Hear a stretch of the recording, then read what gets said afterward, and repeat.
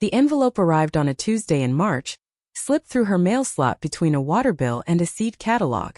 Evelyn Marsh saw it the moment she came in from the garden. Her hands were still dirty, knees of her jeans pressed dark from the soil she had been turning along the south fence. She washed her hands at the kitchen sink first, dried them on the dish towel hanging from the oven handle, then sat down at the table and opened it. Cream paper, heavy stock. Her daughter's handwriting on the front. The looping cursive Cassandra had learned in 4th grade and never quite updated. The kind of handwriting that belongs to a younger person and follows you into adulthood whether you want it to or not. Inside was an embossed card. Gold borders. A photograph of the Greek island's white buildings, blue domes, water so specific a shade of blue that Evelyn recognized it before she read a single word. She knew that water. She had sat beside it. The card announced in formal script that Cassandra and Derek Whitmore were celebrating Derek's 40th birthday with a 12-day Mediterranean cruise. Sailing from Rome. Stopping at Santorini, Mykonos, Crete, Rhodes. Returning through Dubrovnik. A select group of family and close friends. The sailing date was June 14th. Evelyn read it twice, then set it on the table and looked out the kitchen window at the back garden. The basil seedlings she had started last week were on the windowsill. 3 small pots already leaning toward the light. The card was an announcement, not an invitation. If you're enjoying this story so far, don't forget to hit the like button and subscribe. Drop a comment telling me where in the world you're watching from. I love hearing from you. She made tea. She made it the way she always made it, kettle on low, bag of English breakfast, 3 minutes exactly. She carried the mug to the table and sat back down with the card between her palms. Her neighbor Agnes called at 4, the way Agnes called every Tuesday, because Tuesday was their standing phone call and Agnes took standing plans seriously. Agnes Petrova, 71, widowed, 6 years, 3 cats, and an opinion about everything worth having an opinion about. They had been neighbors for 22 years. Agnes had known Thomas. "How was your garden?" Agnes asked. "Good. Soil is finally loose enough." Evelyn paused. "I got a card from Cassie today." "A birthday card?" "An announcement. A cruise. Greece." Silence on Agnes's end. The specific silence of a woman choosing her words. "And? I'm not on the guest list." Longer silence. "She sent you an announcement." "She sent me an announcement." "Of the trip she's taking to Greece." Evelyn looked at the card still on the table. The blue domes in the photograph. The water behind them. "Yes." Agnes exhaled. A slow, controlled exhale that was the closest Agnes Petrova ever came to saying something she would regret. "What are you going to do?" Evelyn considered the question. She carried her mug to the sink, rinsed it, set it on the drying rack. "I'm going to plant my basil seedlings." She said it evenly. "I think if I start them now and keep them inside another 3 weeks, they'll be ready for the garden by mid-April." Agnes understood. She always understood. "And Greece?" "I'll think about Greece," Evelyn said. She hung up and stood at the sink for a moment. Outside the window, her garden was the quiet brown of early spring. Not dead, just waiting. She had planted that garden the year Thomas died. All of it. The herb bed, the climbing roses along the west fence, the Japanese maple in the far corner that Thomas had always said he wanted and never got around to planting himself. She had done it the first spring after. Planted everything he had talked about. Given it somewhere to live. She thought about calling Cassandra. She picked up her phone, set it back down. Then she went out to the garden and turned soil for another hour until the light dropped below the fence line, and the air went cold and her back told her it was time to go in. She had been here before. Not here exactly, but close enough to recognize the shape of it. Evelyn Marsh was 61 years old. She had spent 32 years as a librarian at the Hartwell Public Library. The kind of librarian who remembered what books children asked for, and held them behind the desk when they came back. She knew the names of her regulars' dogs. She organized the summer reading program for 27 consecutive years, and only stopped when the building was renovated and the program was restructured by a new administrator who had never, in Evelyn's estimation, actually watched a child fall in love with a book. She had retired at 58. Not because she was forced to, but because she could, and because something in her had started to pull toward other things. Toward the garden. Toward the trip she had been putting off. Toward Greece. Thomas Marsh died 8 years ago, a Thursday evening in November, a stroke the fast kind. He was 57. They had been married 30 years. He was half Greek, born in Athens to a Greek father and an American mother who had met at a conference in 1961 and married without their families understanding why. His father, Konstantinos, had kept the family shipping company running out of Piraeus until his death in 2002. His cousin Nikos, everyone called him, had taken it over. Thomas grew up between two languages. His English was perfect, his Greek good enough to argue with his father and sing along to music on the radio when they visited Athens in the summers. He never went back to live there, but he kept the connection. He and Nikos spoke every month, sometimes more. They were closer than most brothers. When Thomas died, Nikos flew to Ohio for the funeral. He flew himself and his wife Sophia, 17 hours with a connection in London, and he arrived at the funeral home the morning of the service in a dark suit that didn't fit the November weather but fit the gravity of the occasion precisely. He sat beside Evelyn through the entire service and said nothing, because the only language adequate to what Thomas had been to him had no words in it. After the service, standing outside in the parking lot in the November cold, he had taken both her hands in his. "Your family," he said. "This doesn't change." Evelyn had believed him. Not because she was naive but because she had known Nikos for 30 years and he was not a man who said things he didn't mean. What she didn't know until 3 months later, when Thomas's attorney called and asked her to come in for a meeting, was how seriously Thomas had taken that same idea. Thomas had left her his 37% stake in Papadimitriou Maritime Holdings. He had held it quietly, a silent partner arrangement he and Nikos had kept between themselves since Konstantinos died and the inheritance was divided. The stake paid quarterly dividends. It carried a seat on the company's board, which Thomas had never used. In the attorney's office, Evelyn sat with the paperwork in her hands and learned that her husband had been, for the last 2 decades, a part owner of a company with 12 cargo vessels, for passenger ferries and a private yacht. She had known he held shares. She hadn't known how much they were worth. She also hadn't known about the yacht. The Evelyn, Nikos told her when she called him after leaving the attorney's office. "Thomas asked me to name it after you. 5 years ago when we commissioned it. He said you were the reason he could sleep at night." Evelyn sat in her car in the parking lot and looked at the bare November trees lining the street. "He never told me," she said. "He wanted to bring you. He kept saying next summer." Nikos's voice went quiet. "We both know what happened. The yacht was 180 feet, white hull, built by a Dutch shipyard, based out of Piraeus and chartered for private use during the season. When it wasn't chartered, Nikos used it for family. When neither applied, it was maintained by a crew of 9 and sat in the harbor like a piece of unfinished business." Evelyn asked Nikos what she should do with the stake. He told her she should come to Athens and see the company for herself before she decided anything. She went the following May, 5 months after Thomas's funeral, leaving the house in Ohio with the heat turned low and a key under the mat for Agnes. She had told Cassandra she was visiting a friend. This was technically true. Nikos met her at the airport. She had not been to Greece in 11 years, not since the last trip she and Thomas took before his health started making travel complicated. The smell of the city hit her before the terminal doors were fully open, diesel and salt air and something floral she couldn't name, and she stood on the curb with her suitcase and felt something she hadn't felt in 5 months. Like herself. She stayed for 3 weeks. She met the company's management team, the harbor master who had worked with Konstantinos and then Thomas and who shook her hand with both of his and said Thomas talked about you constantly, with the kind of certainty that made clear he was not exaggerating. She met the crew of the Evelyn.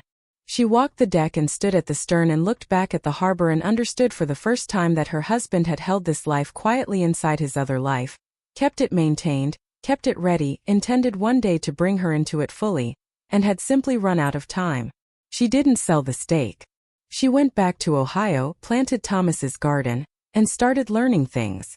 She flew to Athens twice a year. She sat in on board meetings, listened more than she spoke, asked questions that the management team, after the first few meetings, stopped being surprised by.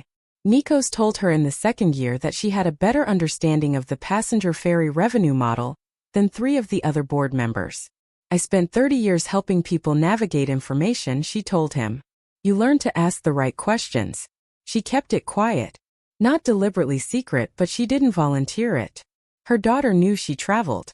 Cassandra had asked once early on where she kept going, and Evelyn had said Greece, Thomas's family, and Cassandra had nodded in the distracted way she nodded when a topic didn't interest her and turned back to whatever she had been doing.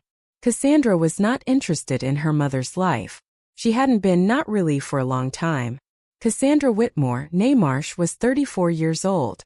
She had inherited Thomas's dark hair and her mother's height, and had spent the better part of her adult life trying to be something other than the sum of those parts.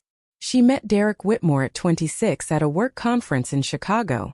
He was a real estate developer 11 years older, from a family that had been building things in the Southeast for 3 generations. He was good-looking in the way of men who have always known they are good-looking, at ease in expensive rooms, comfortable in the silence of wealth. He wore watches that were not for telling time. He drove cars that were not for getting places. He was also, when Evelyn sat next to him at Thanksgiving 3 weeks after meeting him, genuinely kind. He asked her questions and listened to the answers. He helped clear the table without being asked. When she mentioned Thomas, he didn't flinch into awkward sympathy. He just asked what Thomas had been like and listened for the full answer. She liked Derek. She wanted to be clear about that, even now, especially now. It was Cassandra who changed. Not all at once. Slowly, the way a photograph fades if you leave it in the wrong kind of light. By the 2nd year of the marriage, she was speaking about her mother differently. By the 3rd, she was managing her. By the 4th, she was embarrassed by her. The specific moments accumulated the way they always do, not dramatically, not in arguments that anyone could point to, but in the small steady weight of being treated as less than. The first Thanksgiving at Derek's parents' house in Savannah. Evelyn arrived in the outfit she had bought for the occasion, a dark green wool dress she thought was appropriate. Cassandra met her at the door and looked at the dress and said, in a voice kept low but not low enough, "That's what you're wearing?" "The Whitmores have people, Mom." Evelyn had not known what people meant in this context. She met the family, was perfectly pleasant, was found perfectly pleasant in return. Cassandra hadn't relaxed until Evelyn was seated at the far end of the table. The birthday dinner 2 years ago. Evelyn's 60th. She had expected something simple, just the 3 of them. She told Cassandra nothing elaborate, please. What she got was a restaurant that didn't have prices on the menu, a table in the back, and Cassandra arriving 20 minutes late with a gift card to a department store. Derek had ordered champagne. Cassandra had checked her phone 4 times before the appetizers arrived. At the end of dinner, when Evelyn thanked them both, Cassandra had said, "We really should do this every year," with the particular vagueness of someone who has no intention of it. The phone calls dwindled to twice a month, then once, then whenever Cassandra remembered, which was usually when she wanted something. House sitting. A casserole recipe. Someone to water her plants while she and Derek were away. When Evelyn mentioned her trips to Greece, Cassandra listened for exactly as long as courtesy required. When Evelyn mentioned Thomas's family, the company, the harbor, the ferry routes she had been studying, Cassandra nodded and changed the subject. When Evelyn told her 2 years ago that she had sat in on her first full board meeting and voted on a capital expenditure proposal, Cassandra said, "That sounds like a lot of work for someone your age," and moved on. For someone your age, 60 years old, sitting on the board of a company, and her daughter's response was concern about overexertion. Evelyn hadn't told her the details after that. The details being, the state paid her enough quarterly that she had not needed to touch Thomas's life insurance settlement. The details being, she was the 3rd largest individual shareholder in a company that moved cargo and people across the Mediterranean. The details being, the yacht with her name on the hull was chartered for €14,000 a day in high season, and she received a percentage of that, along with everything else. She wasn't hiding it precisely. She simply stopped bringing it up because Cassandra never asked. Cassandra called the Wednesday after the card arrived. Evelyn was in the garden. She let it ring once, pulled off her gloves, answered, "Mom, did you get the card?" "I did." Evelyn sat on the garden bench, the one Thomas had built from cedar the summer before he got sick. She ran her thumb along the armrest. "Lovely design. Is it a cruise ship or a chartered boat?" "A cruise ship. The Meridian Voyager. It's a boutique line, only 300 passengers. Very exclusive. Sounds beautiful." "It is." Cassandra paused, and Evelyn recognized the pause. She had been hearing it her whole life. It was the pause that preceded something Cassandra had already decided but was about to frame as a conversation. Mom, I wanted to explain about the guest list. Evelyn waited. It's really designed around Derek's world. His business partners, his college friends, a few family members on his side. His parents and his sister. The dynamic is a very particular group. I just think you might feel out of place. You know how those things are, everyone knowing each other, a lot of business talk. Derek's friends can be a lot to navigate. I see. And it's 12 days. I know that's a long time to be away from the house and the garden and everything. Evelyn looked at her garden. The basil seedlings on the windowsill inside. The Japanese maple Thomas never got to see fully grown. Now 8 feet tall and budding. Of course, she said. I knew you'd understand. Cassandra's voice relaxed. The particular relaxation of someone who has received the response they wanted. It would have been awkward, honestly. You'd have had no one to talk to. Evelyn almost said it. Almost said she had sat in boardrooms in Athens with men who ran fleets. Almost said she had navigated 14 years of widowhood alone. And learned 2 things about cargo routes and 1 thing about herself that no one in Derek Whitmore's business circle could teach her. Almost said the water in that photograph on the card was water she knew by name. She didn't say any of it. What she said was, "Send my love to Derek. And happy planning." She hung up and sat on Thomas's bench for a long time. The Japanese maple moved in the wind. The soil along the south fence still needed another turning. She picked up her gloves, put them back on, and got to work. Agnes was at her kitchen table when Evelyn knocked at the back door 40 minutes later. Agnes was the kind of woman who answered her door in the middle of cooking without complaint. And this evening she was making borscht that made the whole kitchen smell like beets and dill, and something from a very specific decade of Eastern Europe. She took one look at Evelyn's face and poured 2 glasses of wine. Tell me. Evelyn told her. Not the whole thing, she didn't have the energy for the whole thing. Just the shape of it. The card, the call, the particular phrase, you'd have had no one to talk to. Agnes set her wineglass down. You'd have had no one to talk to. She said it back slowly like she was tasting it. Meaning what, exactly? Meaning you are someone who cannot hold a conversation with Derek Whitmore's business partners? Meaning she doesn't know who I am, Evelyn said. She said it simply. Not with bitterness. Not even with sadness. Just as a fact, the way you'd identify something growing in the garden that needed attention. Agnes looked at her for a long moment. Evelyn. I know. She knows you go to Greece. She knows I visit family there. She does not know about the company. No. Or the yacht. No. Why haven't you told her? Evelyn thought about it. Genuinely thought about it, not for the first time. She turned her wineglass in her hands. When Thomas was alive, she said finally, I was a librarian from Ohio. I was a good librarian. I was a good mother. I made dinner. I kept the house. I read everything. And Cassie knew what I was. She decided what I was at some age, and it has not really occurred to her to update the information. Agnes waited. I've tried, Evelyn continued. I tried telling her about the board meetings. About Nikos and the company. She hears the words and they don't land anywhere. They don't connect to anything she believes about who I am. So she excluded you from a cruise to Greece, Agnes said. To the country where your late husband's family runs a shipping company. Where there is a yacht with your name on it. A pause. A 180-foot yacht, Evelyn said. And something in her voice shifted. Not into pride. Into the thing that lives just under grief, which is the absurdity of it. Agnes laughed first. A real laugh, short and incredulous. Then Evelyn laughed too, the kind that catches you off guard, the kind that hurts slightly at the edges because the humor and the hurt are running on the same track. What are you going to do? Agnes asked, wiping her eyes. Evelyn looked at her glass. She had been thinking about it all afternoon. Through the garden work and the gloves and the cedar bench and the maple Thomas never got to see grow. I have a board meeting in Athens in June, she said. I've had it scheduled since February. Agnes stared at her. June 14th, Evelyn said. Agnes set her wineglass down carefully. The sailing date. You knew when the cruise was? No. I found out this afternoon. Evelyn's voice was steady. The board meeting is the 17th. I'll fly the 14th. So you'll be in Greece while Cassandra's cruise arrives in Greece. Nikos mentioned last month that the Evelyn might be available in June. They had a charter cancel. He asked if I wanted to use it. Agnes said nothing for a full 10 seconds. Did you tell him yes? Not yet. Evelyn. I haven't decided anything. Evelyn.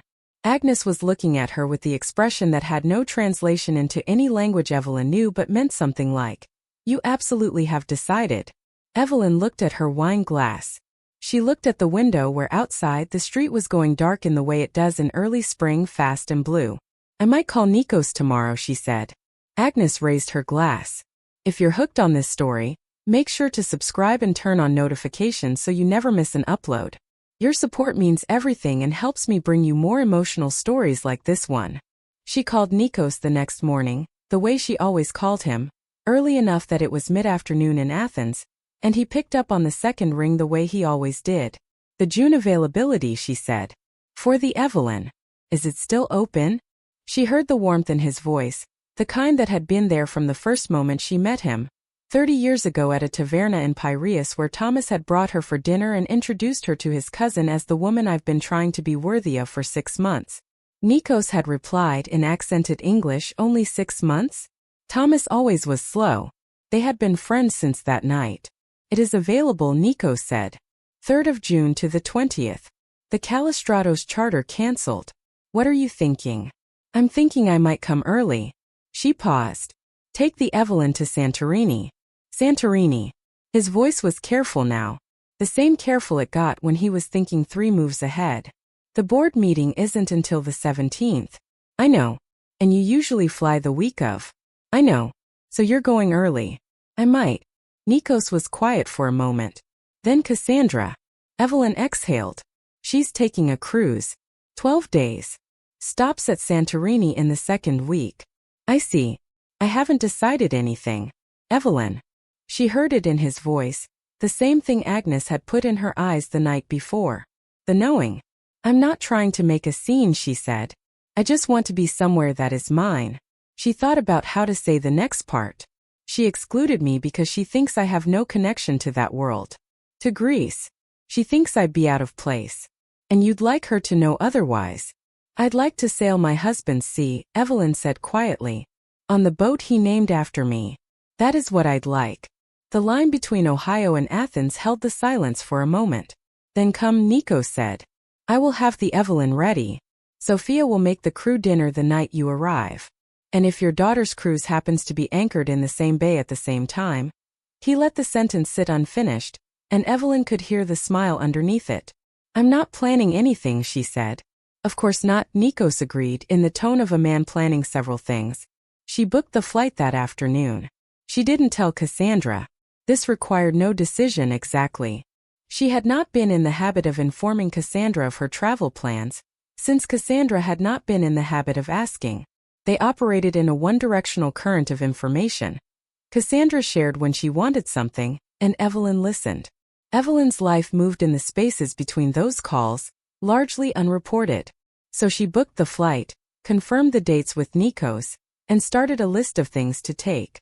The list was written in the small notebook she kept in the kitchen drawer. The one Thomas had bought her at a stationery shop on Irma Street in 2008, tooled leather cover, the color of dried figs. She had 3 of them left, bought in bulk because she had fallen in love with them, and had known they would be impossible to find again. She packed methodically, the way she had learned to pack over 14 years of flying transatlantic, choosing clothes that worked across a range of temperatures and contexts, from harbor mornings to board meetings to evenings on deck with a glass of something cold. She packed Thomas's watch, the one from his father, which she wore in Greece because nowhere else did it feel right. She packed the photograph she always carried, the 2 of them on the deck of the Evelyn the summer after she first saw the boat, arms around each other, the light behind them specific to that harbor at that hour. She packed the basil seeds she had been meaning to give to Nikos's wife Sophia, who grew herbs in window boxes along every south-facing surface of their house in Glyfada, and who had once told Evelyn that American basil was completely different and she wasn't sure whether she meant better or worse. She did not pack grief or anger or the particular weight of the phone call in the garden. She had learned over the years that those things packed themselves and came anyway, so there was no use allocating space. Derek's mother had called Evelyn personally, 2 weeks after Cassandra's call. Margaret Whitmore was 72, from a generation that believed you call the mother of the bride before the wedding, You send a handwritten note after a dinner party, and you express regret when someone is excluded from something, even if you had no part in the exclusion. Evelyn, I just wanted you to know, she said, that this was not my doing. I asked Cassie about you several times when the plans were being made. Evelyn was folding laundry. She did not stop folding. I appreciate you saying so, Margaret. That girl of yours, Margaret said, and then she paused, and Evelyn heard in that pause a woman choosing discretion over candor.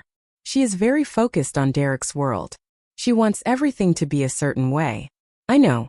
It doesn't reflect on you. I know that too. Margaret paused again. Derek wanted you there, she said quietly. He asked Cassie twice. She said you'd be more comfortable at home. Evelyn set down a pillowcase. He's a good man, Evelyn said. Your son. He is. Margaret's voice carried the particular warmth of a mother who knows it, and is still a little surprised someone else does. He is. He just lets that woman make the social decisions. Evelyn almost smiled.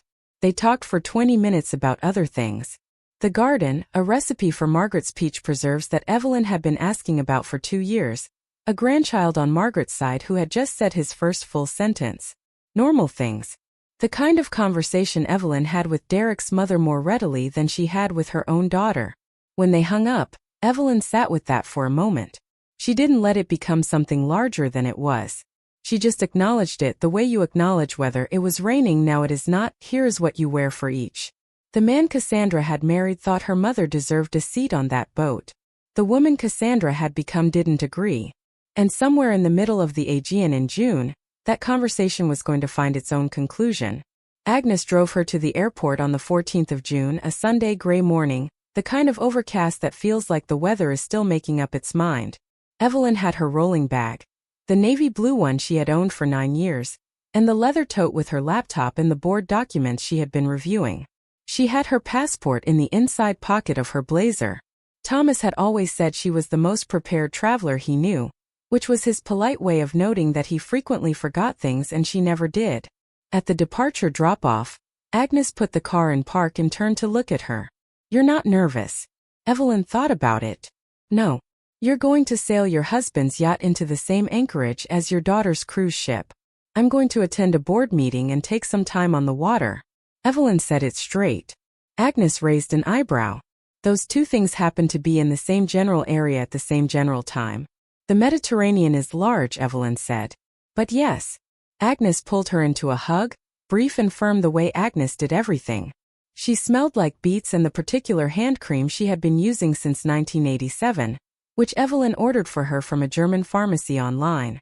You call me, Agnes said into her shoulder. Every day. And Evelyn. Agnes pulled back, held her at arm's length. You don't owe anyone an explanation. Not for who you are. Not for what Thomas left you. Not for what you've built since. Evelyn nodded. Go sail your boat. She went. The flight from Columbus to London was 8 hours, and then London to Athens was another 3.5. She slept on the first leg, which she had learned to do the way she had learned everything, through practice and stubborn repetition, until it became habit. She woke over the English Channel, watched the coast of France appear through the window, then disappear into the condensation on the glass. She read the board materials. A capital expenditure proposal for 2 new ferries. A route expansion into the Ionian Islands. A discussion item about a potential partnership with a Venetian tourism company that she had thoughts about. Specifically a few questions nobody had asked yet about the Venetian company's debt structure. She intended to raise them in the meeting. She was not a shipping expert. She was the first to say so and had said so in every board meeting for the first 3 years until Nikos cut her off mid-sentence and said, Evelyn, you have prevented 2 bad decisions in the last 18 months by asking questions the rest of us were too embarrassed to admit we hadn't asked. Please stop calling yourself not an expert. She had stopped calling herself that. Athens hit her the way it always did. Light and noise and salt and something beneath both of those, something older and harder to name. The airport was new, efficient, blandly international in its way, but the minute she was through the doors and into the taxi, the city began doing what the city did, pressing itself against the windows, layered and specific, the Acropolis visible from the highway if you knew where to look, scaffolding on one side of the Parthenon that had been there for 3 years and gave no indication of coming down. Nikos had sent Petros, the company's head of operations, to meet her and take her bags. Petros was 53, had worked with Konstantinos before Nikos, and treated Evelyn with the particular formality of a man who had learned the hard way which quiet people deserved his respect. The apartment Nikos kept for her use was on the third floor of a building 2 streets back from the harbor, a 2-bedroom with a terrace that looked over the water. She had stayed there so many times it had stopped feeling borrowed. She kept a spare set of toiletries in the bathroom cabinet, a pair of walking shoes in the closet, a book she had been meaning to finish since the previous October. She dropped her bag, changed out of the travel clothes, made coffee, took it to the terrace. The harbor was the harbor, specific to itself always. The water in the late afternoon light doing what the water did, changing color as the sun moved, from the particular green of early afternoon to something more bronze now, and in an hour it would go the blue she knew from the photograph on Cassandra's card. That blue that Cassandra had put on a card and sent to her mother as an announcement, not an invitation. Evelyn drank her coffee. Let the harbor be what it was. Her phone showed a message from Cassandra. Landed in Rome this morning. So excited. The message had a sun emoji and a ship emoji and no question mark, no how are you, no thinking of you. Evelyn typed back. Have a wonderful trip. The Greek islands are beautiful. She hit send. Set the phone on the terrace railing. Looked at the water. Somewhere out there, on a cruise ship with 300 exclusive guests, her daughter was beginning a 12-day journey through the same sea. In the harbor below, the Evelyn sat at her berth, white and long, her name in blue script along the hull, maintained by 9 crew members and carrying the quiet history of a man who had named her after the woman he loved, intending one day to bring them together, and had run out of time. He had run out of time. But Evelyn hadn't. Nikos arrived at 6 with Sophia and a bag of groceries, because Sophia did not trust anyone to eat properly after a transatlantic flight and had strong opinions about the restorative properties of a specific bean soup she made with whatever she found at the market that afternoon. They sat on the terrace, the 3 of them, while Sophia's soup came together in the kitchen and the harbor light changed the way it always changed at this hour, slowly and then all at once, until the water was black and the city was lit and the boats at their moorings were small white shapes in the dark. Nikos poured wine. Sophia brought bread. Evelyn told them about the garden, about Agnes, about the basil seeds in her bag that she had brought for the window boxes. When the soup was on the table and the bread was going fast, Nikos looked at her over his glass. The Evelyn is ready, he said. Petros has the crew briefed. We sail Thursday if you want. That gives you 2 days here before you go out. What's the route? Nikos smiled. Up to you. She thought about it. Kia first, she said. Then Seraphos. Then Santorini. He nodded. And after? The board meeting on the 17th. She picked up her soup spoon. And then we'll see. Sophia passed the bread without a word. Sophia had known Evelyn for 20 years and operated on a principle that if you had something to say, you said it, and if you had nothing to say, you made soup instead. Tonight she had made excellent soup. She had also, at some point in the conversation, taken out her phone and checked something and then set the phone face down on the table with the particular neutrality of a woman who has just confirmed something she was already expecting. What? Evelyn asked. Sophia looked at her. She looked at Nikos.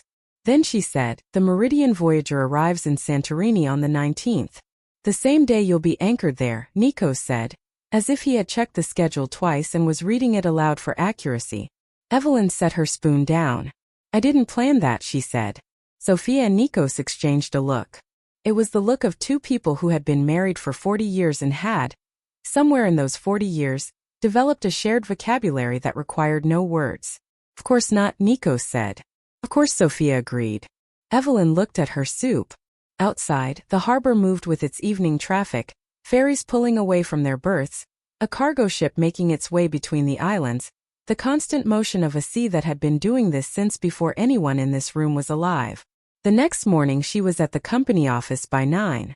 The Papadimitriou Maritime Holdings building was 3 stories of unassuming concrete on a street that had been industrial since the 1950s, sandwiched between a ship chandler's supply warehouse and a coffee shop that had been there since before Evelyn's first visit.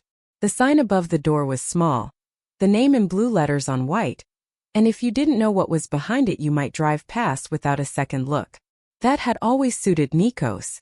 He was a man who believed that people who needed to find you would, and people who didn't need to know, well, She was met at the door by Elena, the company's administrative director of 11 years, a woman who had studied maritime law and had once delivered a 30-minute presentation on charter liability framework so precise and clear that Evelyn had written the word Elena in her notebook in capital letters and underlined it twice. Mrs. Marsh.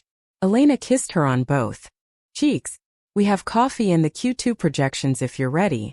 She was ready. She spent the morning going through the quarters numbers. The new ferry on the Cyclades route was running at 91% capacity, above projection. The cargo side was steady. The passenger charter market was up, which brought up the question of the Evelyn's availability, because 3 serious charter inquiries had come in for the following season and Nikos wanted her view on pricing strategy. Her view was that they were underpricing. She laid out comparison numbers she had pulled from 3 comparable yachts operating in the Ionian and Aegean markets.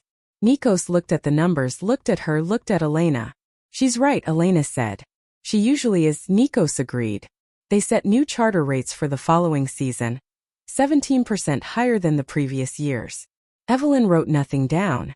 She had stopped taking notes in meetings 2 years ago when she realized she retained information better without them, a discovery that had surprised her and shouldn't have, given that she had spent 30 years organizing other people's access to information. After the meeting, she walked to the harbor. The Evelyn was at berth 14. She knew which berth before she reached the water, the way you know a person's voice before you see their face. The boat was 180 feet of white hull and clean lines, the kind of design that doesn't announce itself because it doesn't need to. Its name was in blue script along the bow, painted by a signwriter in Piraeus who had done the lettering by hand, each letter 8 inches tall. A young crew member was polishing the bright work on the aft deck with the focused efficiency of someone who takes seriously the thing she is doing. Good morning, Evelyn said. The young woman looked up. Mrs. Marsh. She stood, offered her hand. I'm Maria. I joined the crew in April. The captain mentioned you'd be sailing with us Thursday. Maria was maybe 25, sun-bleached hair. The particular ease of someone who has spent years on water and has stopped thinking about it as remarkable. I look forward to it, Evelyn said.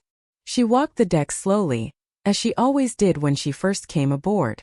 Stern to bow, the ritual of it. The teak warm under her feet through the soles of her shoes. The harbor smell, diesel and brine and something faintly floral from the chain of islands to the south where the wind sometimes carried wildflowers. The Acropolis visible, just barely, above the city's roofline to the north. She stood at the bow for a while. Looked out at the water. Thomas, she thought. Not to him exactly. Not prayer. Just his name, the way you say a thing to situate yourself in the world. She had stood on this bow before with the same thought and it had felt like grief and then like something more settled and now it felt like something more settled still, something that had found its place and stayed there. Her phone buzzed. She looked at the screen. Cassandra. She almost didn't answer. She answered. Mom. Having the most amazing time. Rome is gorgeous. We went to the Colosseum this morning and the Vatican yesterday. Derek's parents are here, the Whitmores and his sister Brielle. It's so lovely. That's wonderful, honey. The ship is incredible. Our cabin has a private balcony. You can see the water from the bed. Evelyn looked at the water in front of her. The harbor, the boats, the particular morning light falling across the Evelyn's hull. I'm glad you're enjoying it, she said. We leave for Santorini in 3 days. Cassie's voice had the particular brightness of someone performing their happiness outward. I'm so excited. I've always wanted to go. Evelyn said nothing for a moment. She watched a ferry move slowly out of the harbor, its engines making the low sound that meant departure. It's beautiful there, she said. You'll love it. Have you been? A pause. Yes. Several times. Oh right, with Thomas's family. Did you ever go to Santorini specifically? Evelyn looked at the name on the hull in front of her. 8-inch blue letters. Yes, she said. I've been to Santorini. Oh cool. Anyway, I have to run, we're doing a group dinner at 7. Love you, Mom. The line went quiet. Evelyn stood at the bow for another few minutes. Maria had moved to the foredeck, coiling a line with the repetitive ease of long practice. The ferry had cleared the harbor entrance and was picking up speed in open water. She put her phone in her pocket. She had been here before on this deck, with her name on the hull and her husband's watch on her wrist and the full weight of a life her daughter had never bothered to look at. She had stood here and let the sea be what the sea was, indifferent and enormous and hers. Thursday morning came with the particular clarity that early June puts over the Aegean, the kind of clear that feels like a debt being paid. By 7, the crew of the Evelyn had the lines cast off. By 7:15, they were moving out of the harbor past the old lighthouse that Konstantinos had navigated by for 50 years. Evelyn stood at the stern and watched Piraeus fall away behind her. She was wearing Thomas's watch. The photograph was below in the cabin, wedged between the notebook with the fig-colored cover and the board documents she had finished annotating the night before. The water opened ahead of them, blue in the way that photograph on Cassandra's card had been blue, except it was not a photograph and she was not looking at it from a kitchen table in Ohio. She was on it. She was in it. This was hers. The Evelyn cut through the Saronic Gulf toward the open sea, and the distance between Evelyn Marsh and her daughter's assumptions began at last to close. The Aegean on a clear June morning is not what most people expect. They expect postcard blue, flat and cooperative, the kind of sea that holds still for photographs. What they get instead is wind. The Meltemi blows from the north in June, steady and purposeful, and it turns the water into something with opinions. It pushes against you and then with you and then against you again.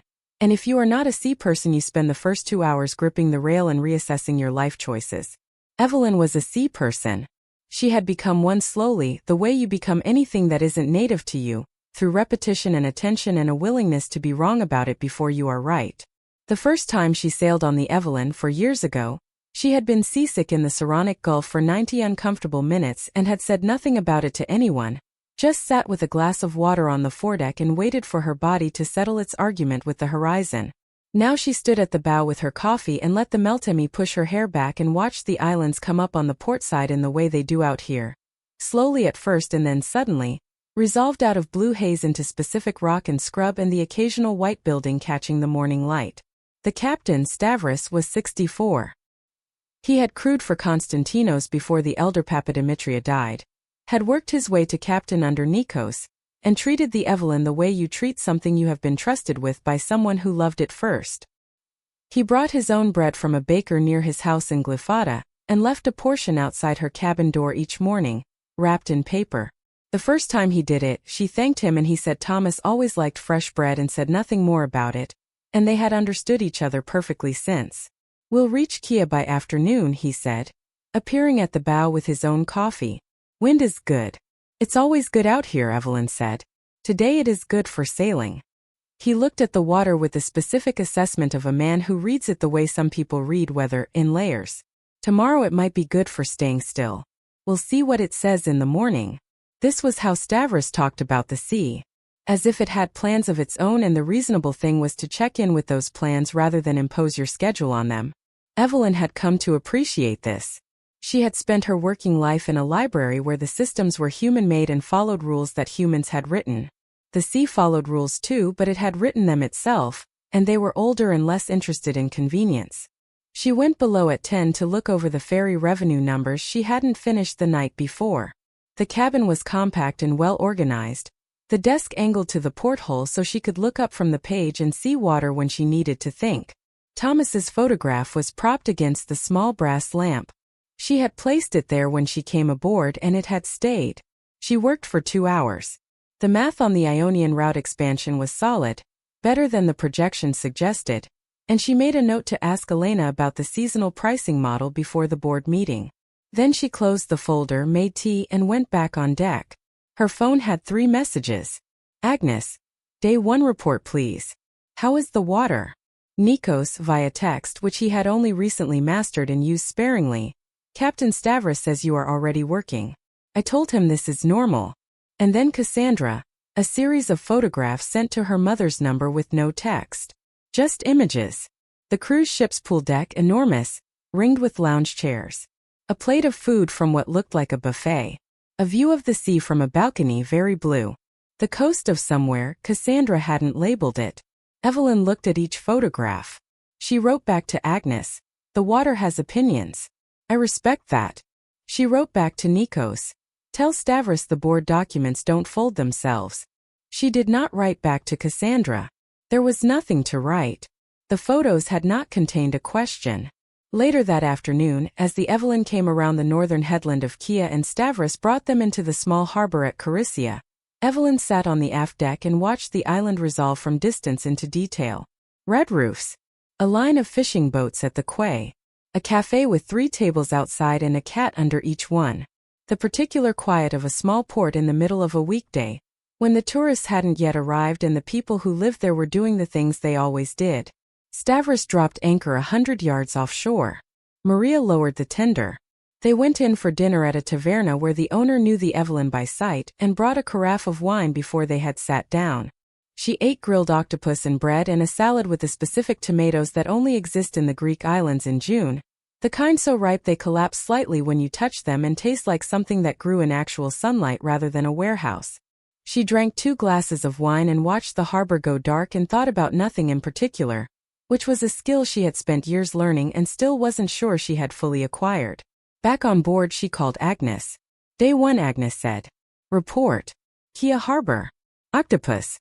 Tomatoes. Wind was good. And your state of mind? Evelyn looked out the porthole at the harbor lights. Calm, she said. And then, because it was Agnes, surprisingly calm. You're sailing your husband's yacht through his sea on your way to find your daughter. Agnes said it as a summary, not a reproach. Most people would not be calm. I'm not going to find her. Evelyn corrected the framing. I'm going to be somewhere I belong. If the sea arranges the rest, that's the sea's business. A pause. Evelyn. Agnes's voice went quiet. He would have loved this. She looked at the photograph on the desk, Thomas at the stern of this same boat, grinning the way he only grinned when he was near water or near her or both. He planned it, she said. He just didn't know the exact date. Agnes said good night. Evelyn turned off the light and went to sleep with the harbor rocking the boat in a way that, after enough time, becomes the same as stillness. The second day they sailed south toward Seraphos, and the wind changed the way Stavros had said it might, becoming lateral and insistent, and the Evelyn moved through it the way she was built to, taking the swell at the right angles steady. Evelyn spent the morning on deck reading a novel she had been trying to finish for 3 months and finally managed it, then sat looking at the last page for a while with the particular feeling of having completed something that had waited long enough. Maria brought lunch at noon, grilled cheese on bread, cut in half with olives alongside. She sat across from Evelyn on the deck, something she had started doing the second morning, tentatively, and Evelyn had not discouraged it because Maria reminded her of the young women in the library, who came in looking for books about things that hadn't happened to them yet, wanting to understand the world before they had to live in it. Maria was 26. She had grown up in Thessaloniki, studied marine engineering for a year before she realized she wanted to be on the water rather than studying its systems, and had been crewing for 3 seasons. She was saving money. She wasn't sure for what yet. You've been coming here a long time, Maria said, picking an olive off the plate. 14 years, Evelyn said. Since the boat was built? Since before the boat was built. She looked at the water. Since my husband's family. This was their sea first. Maria considered this. Your husband is Greek? Half. She paused. He was. Maria nodded. She did not offer condolences, which Evelyn appreciated. People who hadn't known Thomas sometimes offered condolences, and it always felt like a transaction, an exchange of social currency for which Evelyn had no use. Maria just nodded like a woman who understood that some things are simply true and don't need a response. The yacht is named for you, Maria said. It wasn't a question. His idea, Evelyn said. Maria looked at the bow, where the name was painted in letters she could not see from where she sat but clearly knew. That must be something, she said. To have a boat named after you. It was the nicest thing anyone said to Evelyn the entire trip, and she carried it with her for the rest of the day. That evening off Seraphos, she sat on the stern deck with Stavros while the crew ate dinner below and the last of the light went bronze over the western water. Stavros was not a talking man particularly, but he was a companionable one, which meant his silences were comfortable rather than empty. After a while he said, Santorini tomorrow evening. Yes. The Meridian Voyager arrives the morning of the 19th, he said. He said it without inflection, reading it off an internal schedule, nothing more. I know. He looked at her. She said, I'm not planning anything, Stavros. He looked back at the water. Good, he said. The sea plans enough on its own. Don't add to its workload. She almost laughed. Didn't quite. But close. The approach to Santorini is not something you can prepare for. You can read about it, look at photographs, watch videos of other people sailing into it, and then when you come around the southern tip of the island and the caldera opens up in front of you, every piece of preparation becomes irrelevant because the real thing is not a scale anyone warned you about. It is a volcano. The whole bay is a volcano, the ancient collapsed center of it, and the islands that ring it are what remains of the rim. The cliffs on the western edge drop 700 feet to the water without apology. The towns at the top of those cliffs, Fairoa, are white against the dark rock and seem from the water to belong to a different atmosphere, something closer to sky than ground. Evelyn had sailed into this caldera 6 times. It did not diminish. Stavros brought the Evelyn through the entrance at 4 in the afternoon, and they motored into the caldera in the slowing way you approach something that deserves attention. The anchorage was busy, high season June, a dozen private yachts of varying sizes scattered across the bay, the ferries running their schedules, 2 cruise ships on the far side of the anchorage enormous and white and impossible to miss even at distance. Not the Meridian Voyager. Not yet. Stavros dropped anchor in a position he had used before. Evelyn recognized the orientation. Close enough to the western cliffs that the shadow would cover them by late afternoon but far enough into the bay to have full view of the caldera from stern to bow. The crew went about their business. Maria set out the deck chairs on the aft section and brought ice and a pitcher of something cold. Evelyn sat in the low chair closest to the stern rail, facing the caldera, the cliffs, the towns at the top. Thomas's watch on her wrist. Her novel finished. Her phone beside her on the side table with the volume down. She was where she was supposed to be. Her phone buzzed. Agnes, update. She typed back. In the caldera. The cliffs are doing what they always do. Agnes a minute later. Which is? Evelyn looked at the cliffs. The way the light was going across them now, late afternoon in June, the particular gold that this specific latitude produces at this specific hour. Making everything feel small and fine at the same time, she wrote. Agnes sent back a heart. Agnes rarely sent hearts. Evelyn looked at it for a moment, then set the phone down. She did not message Cassandra. The Meridian Voyager arrived the following morning at 7, coming in from the north, and Evelyn was already on deck with her coffee when she saw it. You heard it first, the deep displacement sound of a large ship moving through confined water, and then it came around the northern headland and into the caldera, and it was vast, 300 passengers and the infrastructure to sustain them for 12 days. White and gleaming and trailing a small wake that reached the Evelyn some minutes after the ship had anchored. She watched it position itself, the crew doing the work of anchoring a ship that size in a caldera full of other vessels, methodical and practiced. She watched the anchor chains go down, the bow thrusters holding position, the whole operation that looked effortless from this distance and was, she knew, anything but. Somewhere on that ship, Cassandra Whitmore was waking up in a cabin with a private balcony and opening her curtains to find Santorini. Evelyn finished her coffee. She went below and changed for the day. A white linen shirt she had bought in Piraeus 2 summers ago and a pair of dark trousers she kept on the boat. She put Thomas's watch on. She came back on deck and found Maria already at work on the Brightwork, the same morning ritual, and the sun already well up over the eastern rim of the caldera. Good morning, Maria said. Good morning. Evelyn looked at the Meridian Voyager across the anchorage.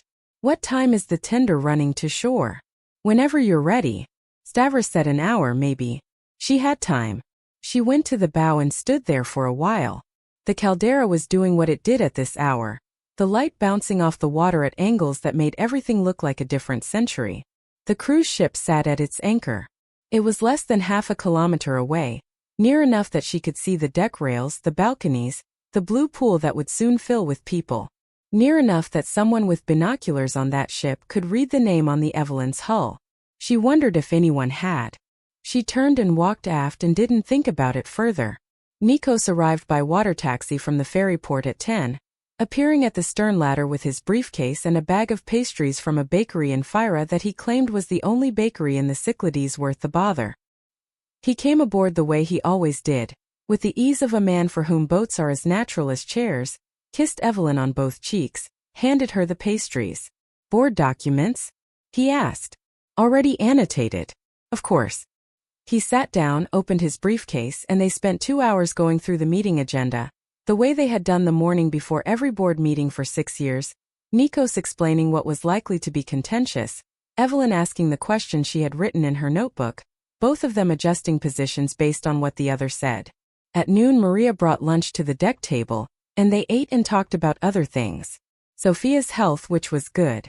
Nikos's eldest daughter, who was finishing her degree in London and had apparently decided to move there permanently, which Nikos was adjusting to with varying success. "And your daughter?" he asked. "She is here somewhere." He nodded toward the Meridian Voyager. "She is," Evelyn said. "She doesn't know I am." He looked at her. "What do you want from this, Evelyn?" "Really?" She thought about it. She took her time because Nikos never asked anything he wasn't prepared to hear honestly answered. "I don't want revenge," she said. She looked at the cruise ship across the water. "I want her to know me. I want her to understand that there was a whole life I've been living that she chose not to look at." She paused. "Even if knowing it changes nothing between us." Nikos was quiet for a moment. "Thomas used to say that the sea doesn't ask you to understand it," he said. "It just asks you to be present for it." Evelyn looked at the Caldera. The light on the water at this hour was doing something specific, refracting off the dark volcanic rock at the base of the cliffs, so that the blue went green in places, unpredicted and brief. "I'm present," she said.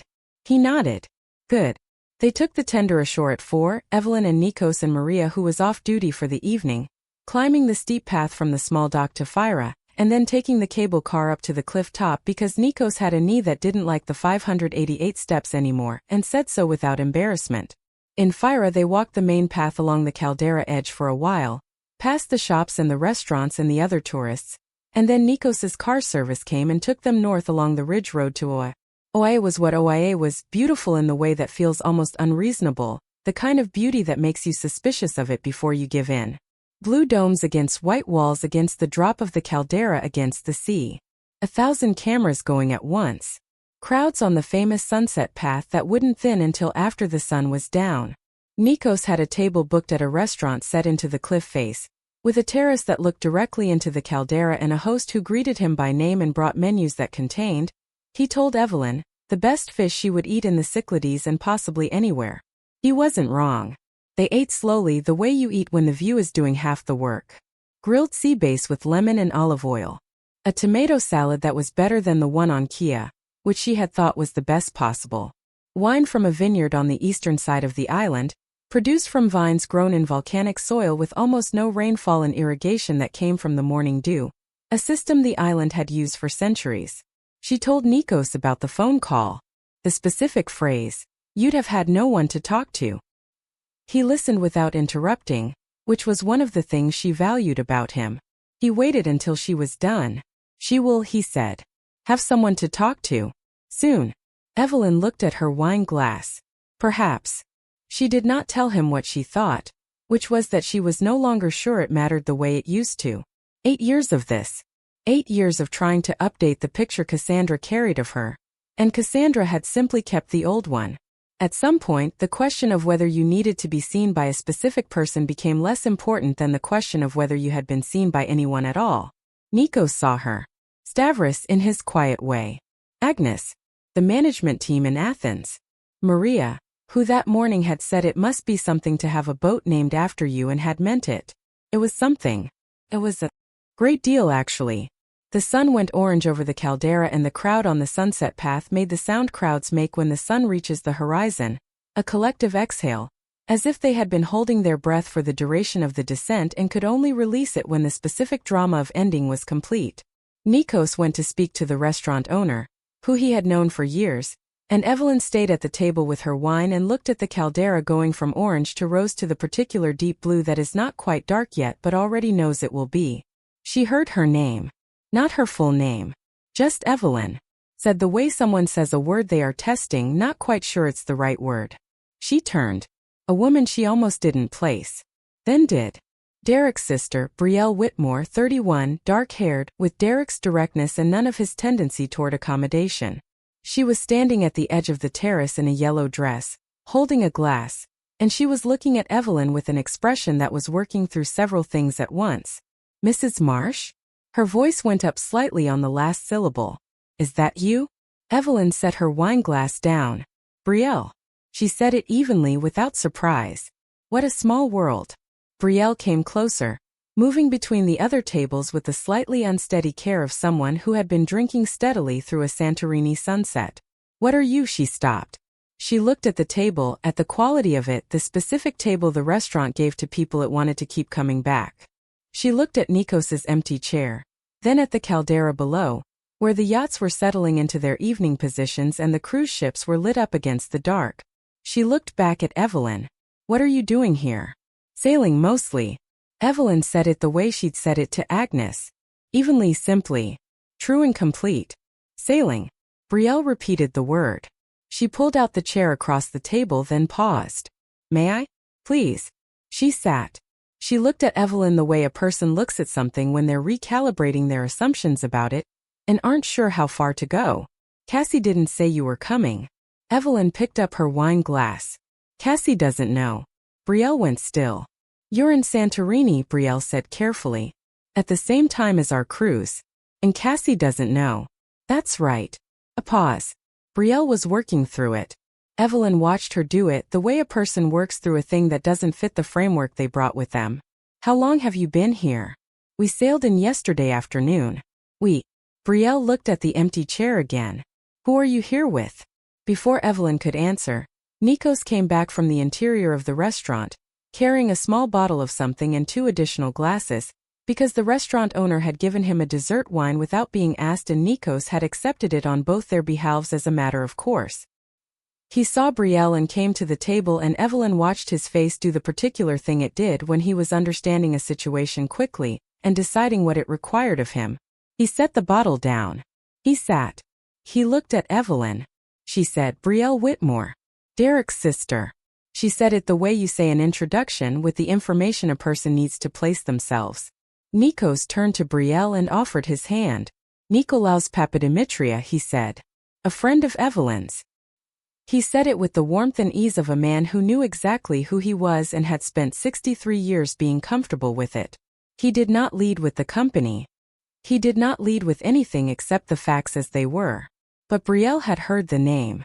Evelyn could see it happen, the small adjustment in her eyes, the way a name lands differently when you have heard it before in a different context. Brielle was in real estate adjacent circles through Derek. Derek knew people in shipping.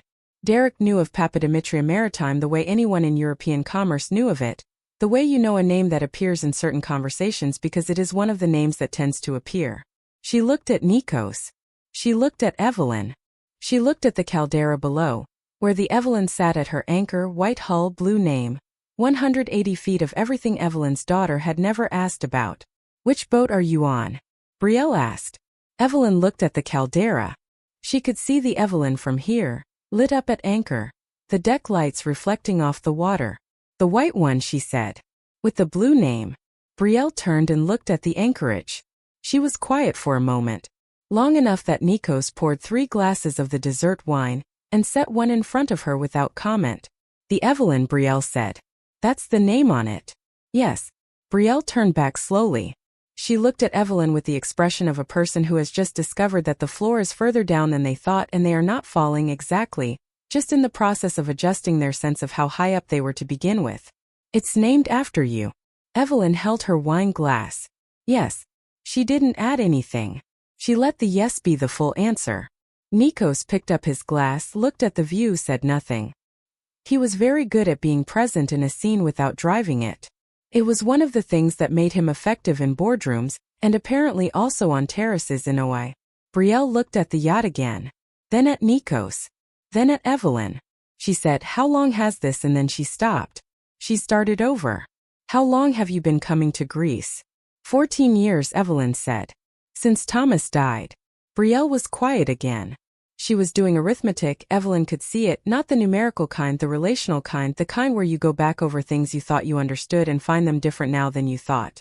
Derek was going to invite you, Brielle said. Her voice had changed slightly, gone quieter. To the cruise. He brought it up twice with Cassie. I know. Evelyn looked at her wine. Margaret told me. He was. Brielle stopped. Again. She closed her eyes briefly, opened them. He's going to lose his mind. Let's not upset the cruise, Evelyn said. This isn't about the cruise. Brielle looked at her. Then what's it about? Evelyn thought about how Nikos had asked her the same question at lunch. I'd like to be somewhere I belong, she said. This is somewhere I belong. Brielle sat with that. She picked up the dessert wine Nikos had poured for her, and took a small sip and looked at the Caldera and appeared to be having a conversation with herself at a speed that produced no visible output. After a while she said, "When Cassie comes ashore tomorrow, will you see her?" Evelyn considered it. "I expect the sea will arrange whatever the sea arranges." Nikos made a sound that was not quite a laugh but lived in the same neighborhood. Brielle looked at him. "Does she say everything like that?" "More or less," Nikos said. "I heard," Brielle said slowly and then stopped. She was looking at the anchorage. She pulled out her phone. She had, Evelyn noticed, been on her phone when she first appeared on the terrace, photographing the sunset. Now she opened her camera roll and scrolled back, and Evelyn saw, even at the angle she was sitting, that Brielle had already photographed the Caldera several times from different points on the ridge path. She zoomed in on one photograph. The anchorage below, the yacht scattered across the Caldera, and in the center of the frame the Evelyn at anchor, the deck lights on, the name visible in blue along the bow. She had already photographed it. She held the phone up toward the anchorage and zoomed further, getting the name in frame. She had a picture of the Evelyn from this afternoon before she knew who it belonged to. Brielle lowered her phone. She looked at Evelyn. "I sent this photo to Derek an hour ago," she said. "Before I knew." Evelyn said, "I see." He texted back and said it was beautiful. "Yes," Evelyn said. Brielle put her phone in her bag. She looked at the table for a moment at her own hands, and then she looked up at Evelyn with something in her face that was not pity and not guilt but something between recognition and grief. The way you look at a thing when you understand for the first time what it cost. She said, "She doesn't know anything, does she? About any of this?" "She knows I visit Thomas's family in Greece," Evelyn said. "But not the company. No. Not the yacht. No." Brielle sat back. She was quiet for a long time. The dessert wine sat in its glasses, the Caldera below went darker, and somewhere across the water on the Meridian Voyager, 300 passengers were settling into their evening, and one of them did not yet know what was in the anchorage with her. Evelyn watched Brielle work through it. She was young, Brielle, but she was not incurious, and she was not, unlike some people in Derek's world, someone who organized information to serve a prior conclusion. She was actually processing it, following it where it went. "Mrs. Marsh," Brielle said finally, "can I ask you something?" "Of course." "Why didn't you tell her?" It was the same question Agnes had asked. The same question Evelyn had been asking herself in various forms for several years. She gave Brielle the same answer she had given Agnes, because it was the true one. She heard the words and they didn't land anywhere. They didn't connect to anything she believed about who I am. Brielle absorbed this. "So she thinks you're a retired librarian from Ohio who visits her husband's Greek cousins. In essence. And you are," Evelyn gestured mildly at the view. "The Caldera. The company's building in Piraeus, if you were facing north. The yacht at anchor below them with her name on the bow. She is a shareholder," Nikos said. "Third largest. And a board member. And she has, in the last 6 years, prevented 2 capital expenditure decisions I would have regretted." He paused. "She is also the reason we charge appropriate rates for the Evelyn's charter, and not the rates I was charging before she reviewed the comparable market analysis." Brielle stared at him. Then at Evelyn. She said, "Derek does not know any of this. No. He's going to have a lot to say to Cassie." Evelyn looked at the Caldera. She did not want that. Not exactly. She wanted Cassandra to know, but she hadn't wanted it to become something between Cassandra and Derek, hadn't wanted the information to arrive as an accusation fired from someone else's position. She said, "I'd rather it come to her gently. If it comes at all." Brielle looked at the yacht below. At the name. She took a breath. "I sent Derek that photo an hour ago," she said again. Evelyn looked at it. The name in blue, the deck lights reflecting. The way the Caldera water made everything shimmer. "He hasn't called me about it yet," Brielle said. "But he reads names. He reads everything. He's been in real estate for 15 years. He reads every sign on every building he drives past. It's a thing he does." Evelyn said nothing. "He'll have read the name on the bow," Brielle said. "He may have already." She picked up her wine, took a sip, looked at Evelyn over the rim. And when it lands, she said, he is going to come find you. I'll be here, Evelyn said. Brielle nodded slowly. She looked at Nikos. She looked back at Evelyn. Then she stood, picked up her bag, and she said what she said in the way you say something that you mean and are not performing. I'm sorry. For the cruise. For Cassie.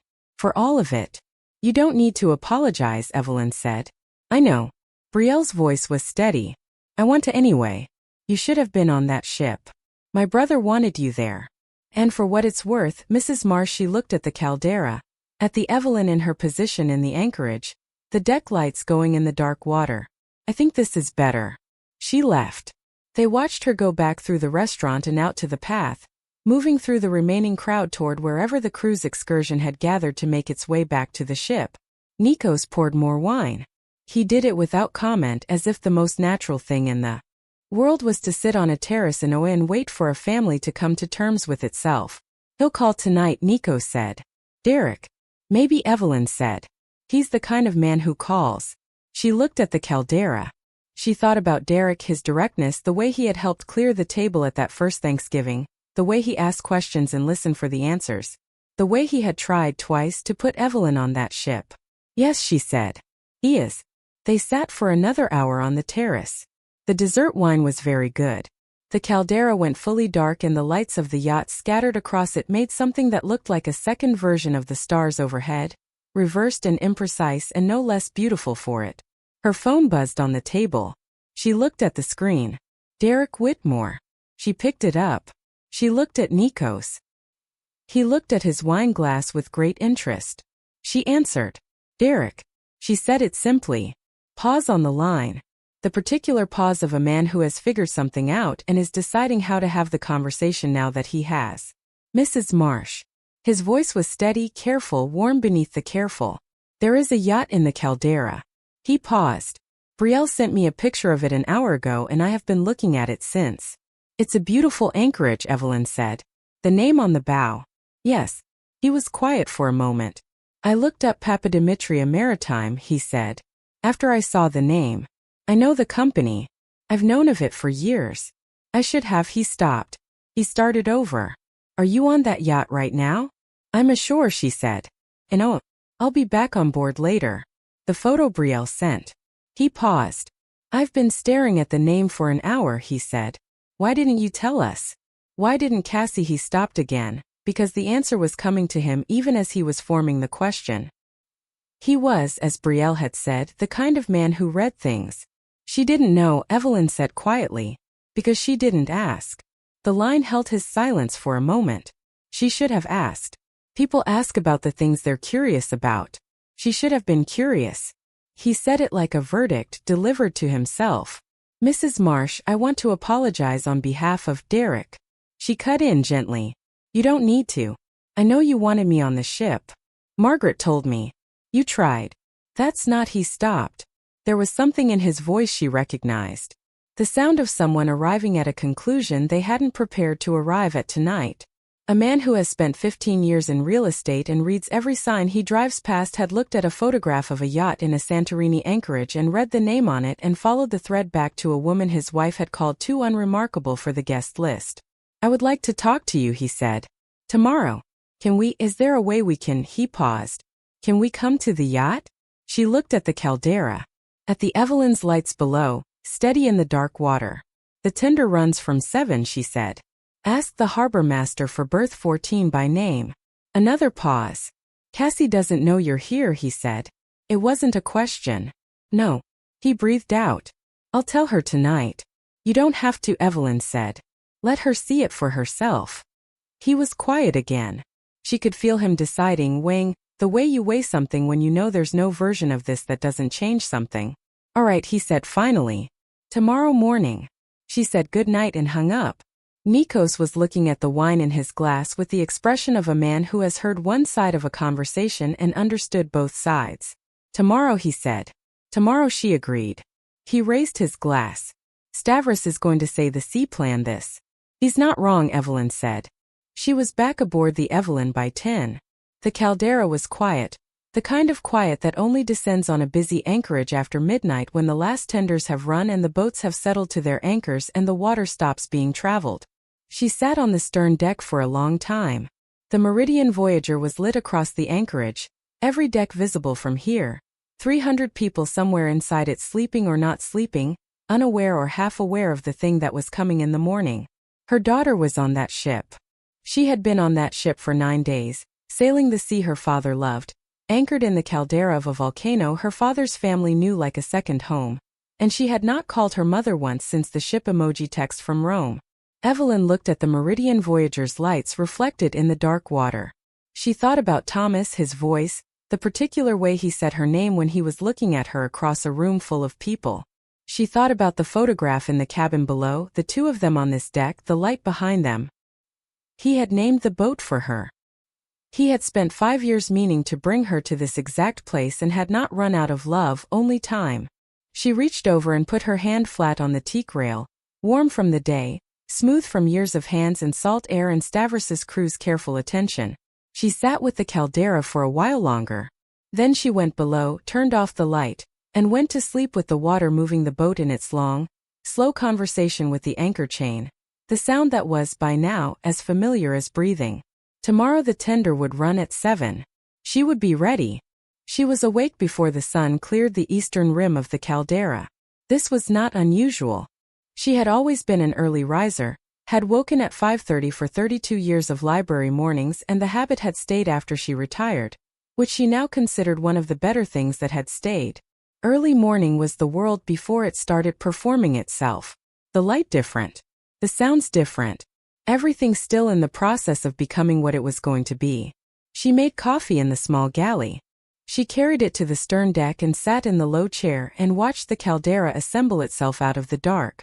It went blue first, the sky above the eastern rim, a specific pale blue that existed for perhaps 20 minutes before the sun made it into something else. Then the cliffs caught the first light, the dark volcanic rock going briefly orange at the top, and then the water last of all, moving from black to the particular pre-dawn gray that contains every color without being any of them yet. Across the anchorage the Meridian Voyager was lit. It had been lit all night, the ship maintaining its quiet operation, but now the deck lights were going off one by one as the natural light replaced them, the ship shifting from its nighttime self to its daytime self, preparing for another day of excursions and buffet breakfasts and the orchestrated leisure of a 12-day cruise. Somewhere on that ship, Evelyn thought, Derek had told Cassandra. Or he hadn't. She genuinely didn't know which. She had told him to let Cassandra see it for herself, and Derek was the kind of man who took direction seriously, but he was also the kind of man who talked to his wife in the mornings over coffee, and there were only so many ways you kept a thing like this inside you through a night and a breakfast. She drank her coffee. She watched the sun come over the rim. Stavros appeared at 6 with bread from the previous evening, which was still good.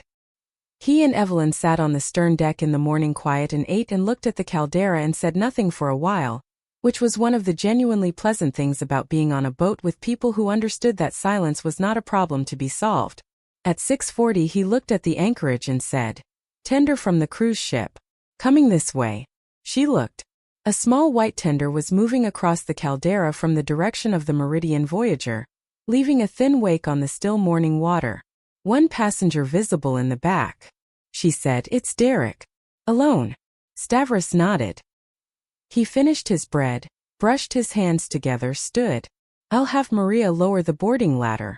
He went forward. Evelyn stayed in her chair and watched the tender cross the caldera toward them. The caldera at this hour was doing what it did with early morning light, making everything look as if it had been arranged specifically for this moment, which she knew was the trick the place played on everyone but couldn't quite dismiss. Derek came up the boarding ladder in a pale blue shirt and khaki trousers, the particular clothes of a man who is on holiday but wanted to look like he was taking the morning seriously. He stepped aboard, looked around the deck, looked at the name painted along the bow from this angle, then looked at Evelyn in her chair with her coffee. He said nothing for a moment. He just stood there and took it in. The boat, the caldera, the morning, the woman he had met at Thanksgiving 8 years ago sitting on the stern deck of a 180-foot yacht in the middle of the Aegean as if it were the most ordinary place she could be. Then he said, "I owe you an apology." "Come sit down," Evelyn said. Maria appeared with coffee without being asked, set it on the side table next to the empty chair, and disappeared. Evelyn appreciated her for this. Derek sat. He picked up the coffee. He looked at the Caldera at the cruise ship across the water, then back at Evelyn. I'm sorry, he said. For the cruise. For not pushing harder. You pushed twice, Evelyn said. Margaret told me. Twice wasn't enough. Derek. She set her mug down. She said it the way she might say a student's name when they were being harder on themselves than the situation warranted. You are not responsible for your wife's decisions. He looked at his coffee. She's not, he stopped. He started over. I knew she was doing it. The managing of you. I saw it and I didn't stop it because it was easier to let her organize the social world and stay out of it. And that was wrong. Evelyn looked at the Caldera. The sun was fully up now, the shadow line moving down the western cliffs, the water going from gray to blue. How did she take it? Evelyn asked. When you told her. He was quiet for a moment. I told her last night. We were on the balcony after dinner. I showed her Brielle's photograph, the one with the name. And? She said it was a coincidence. Your name on a boat. That there must be other Evelyns. Evelyn absorbed this. She didn't laugh, though somewhere deep in her something did. There must be other Evelyns. I told her about the call with you, Derek said. That I'd spoken to you last night. That you were on the boat. He paused. She went quiet in a way she doesn't usually go quiet. Cassie's default mode is motion. She fills space when she's uncomfortable. Last night she just sat there for a long time looking at the anchorage. Evelyn looked at the Meridian Voyager.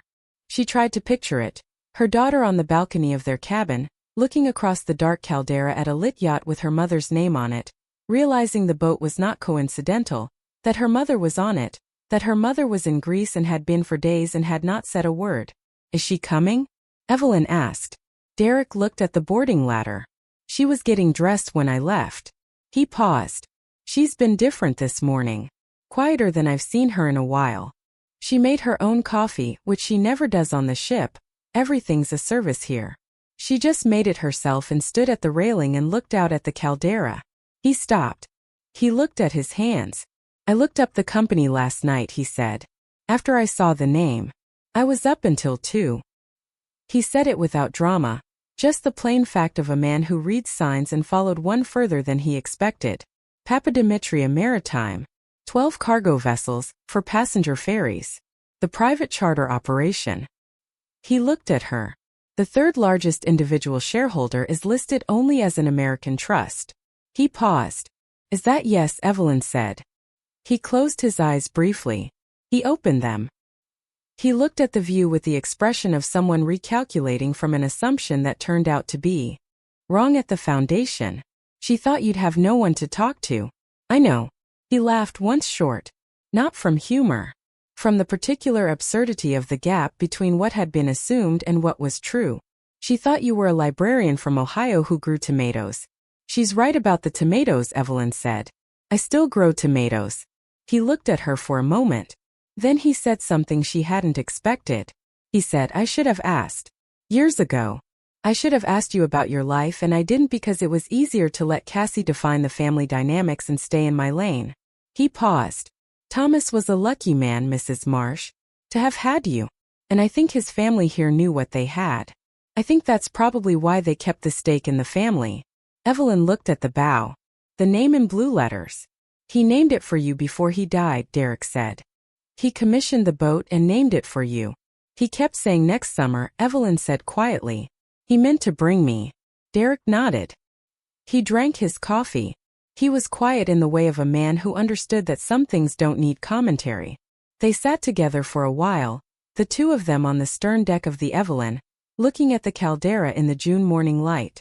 A ferry was crossing from the north, making its way between the islands on its schedule, cutting across the blue with the purposeful efficiency of something that has done this route 10,000 times.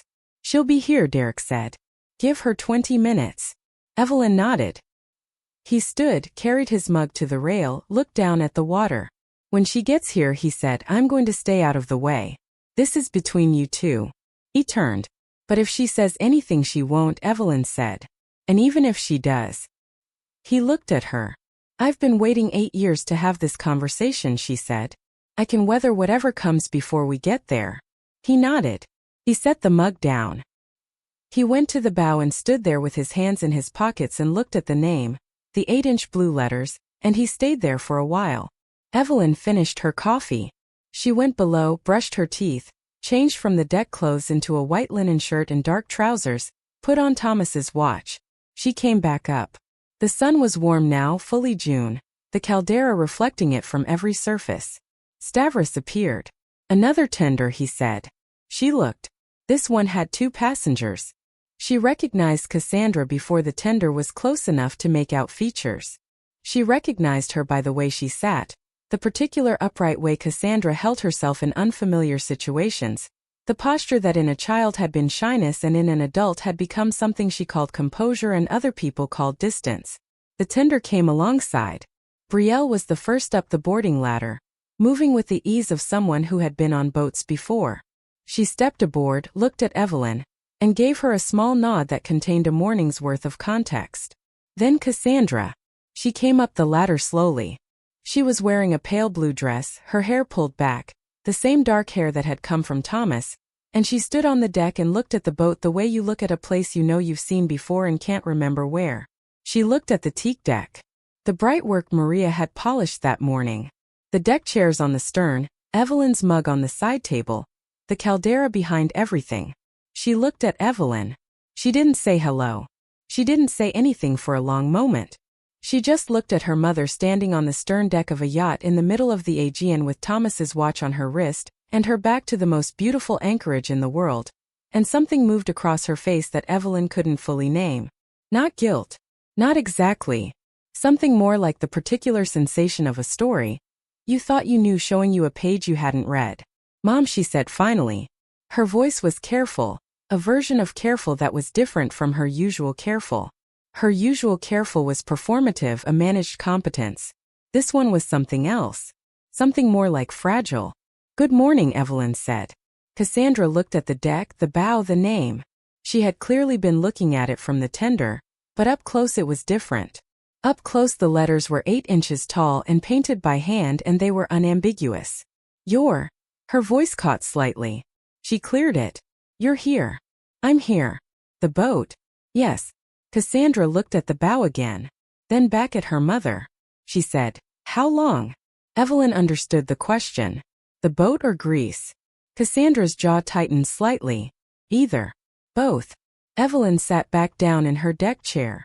She gestured at the chair across from her, the one Derek had used that morning. Cassandra came and sat in it, moving the way people move when they're not entirely sure what they're walking into but understand they have to keep going. Brielle drifted to the forward deck with the instinct of someone who knows when to be elsewhere.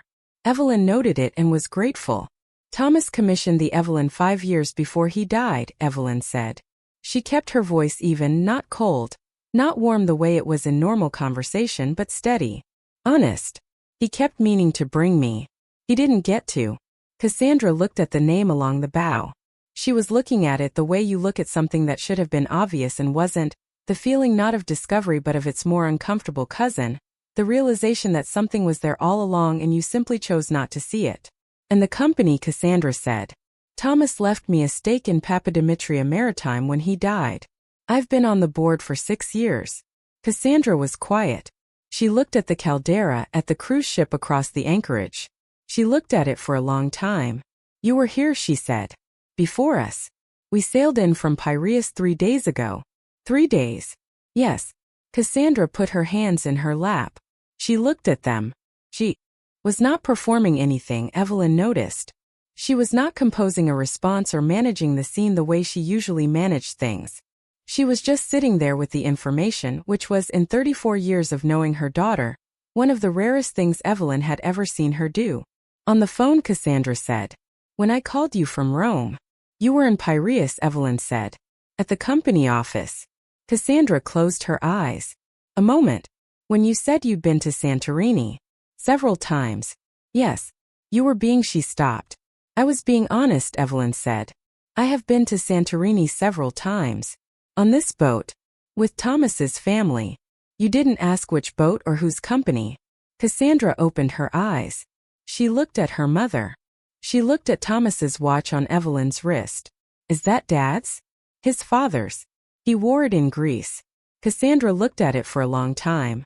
She had known that watch her whole life. It had sat on the nightstand on Thomas's side of the bed, and had been put away after he died, and she had not seen it since. She looked away. She looked at the Caldera.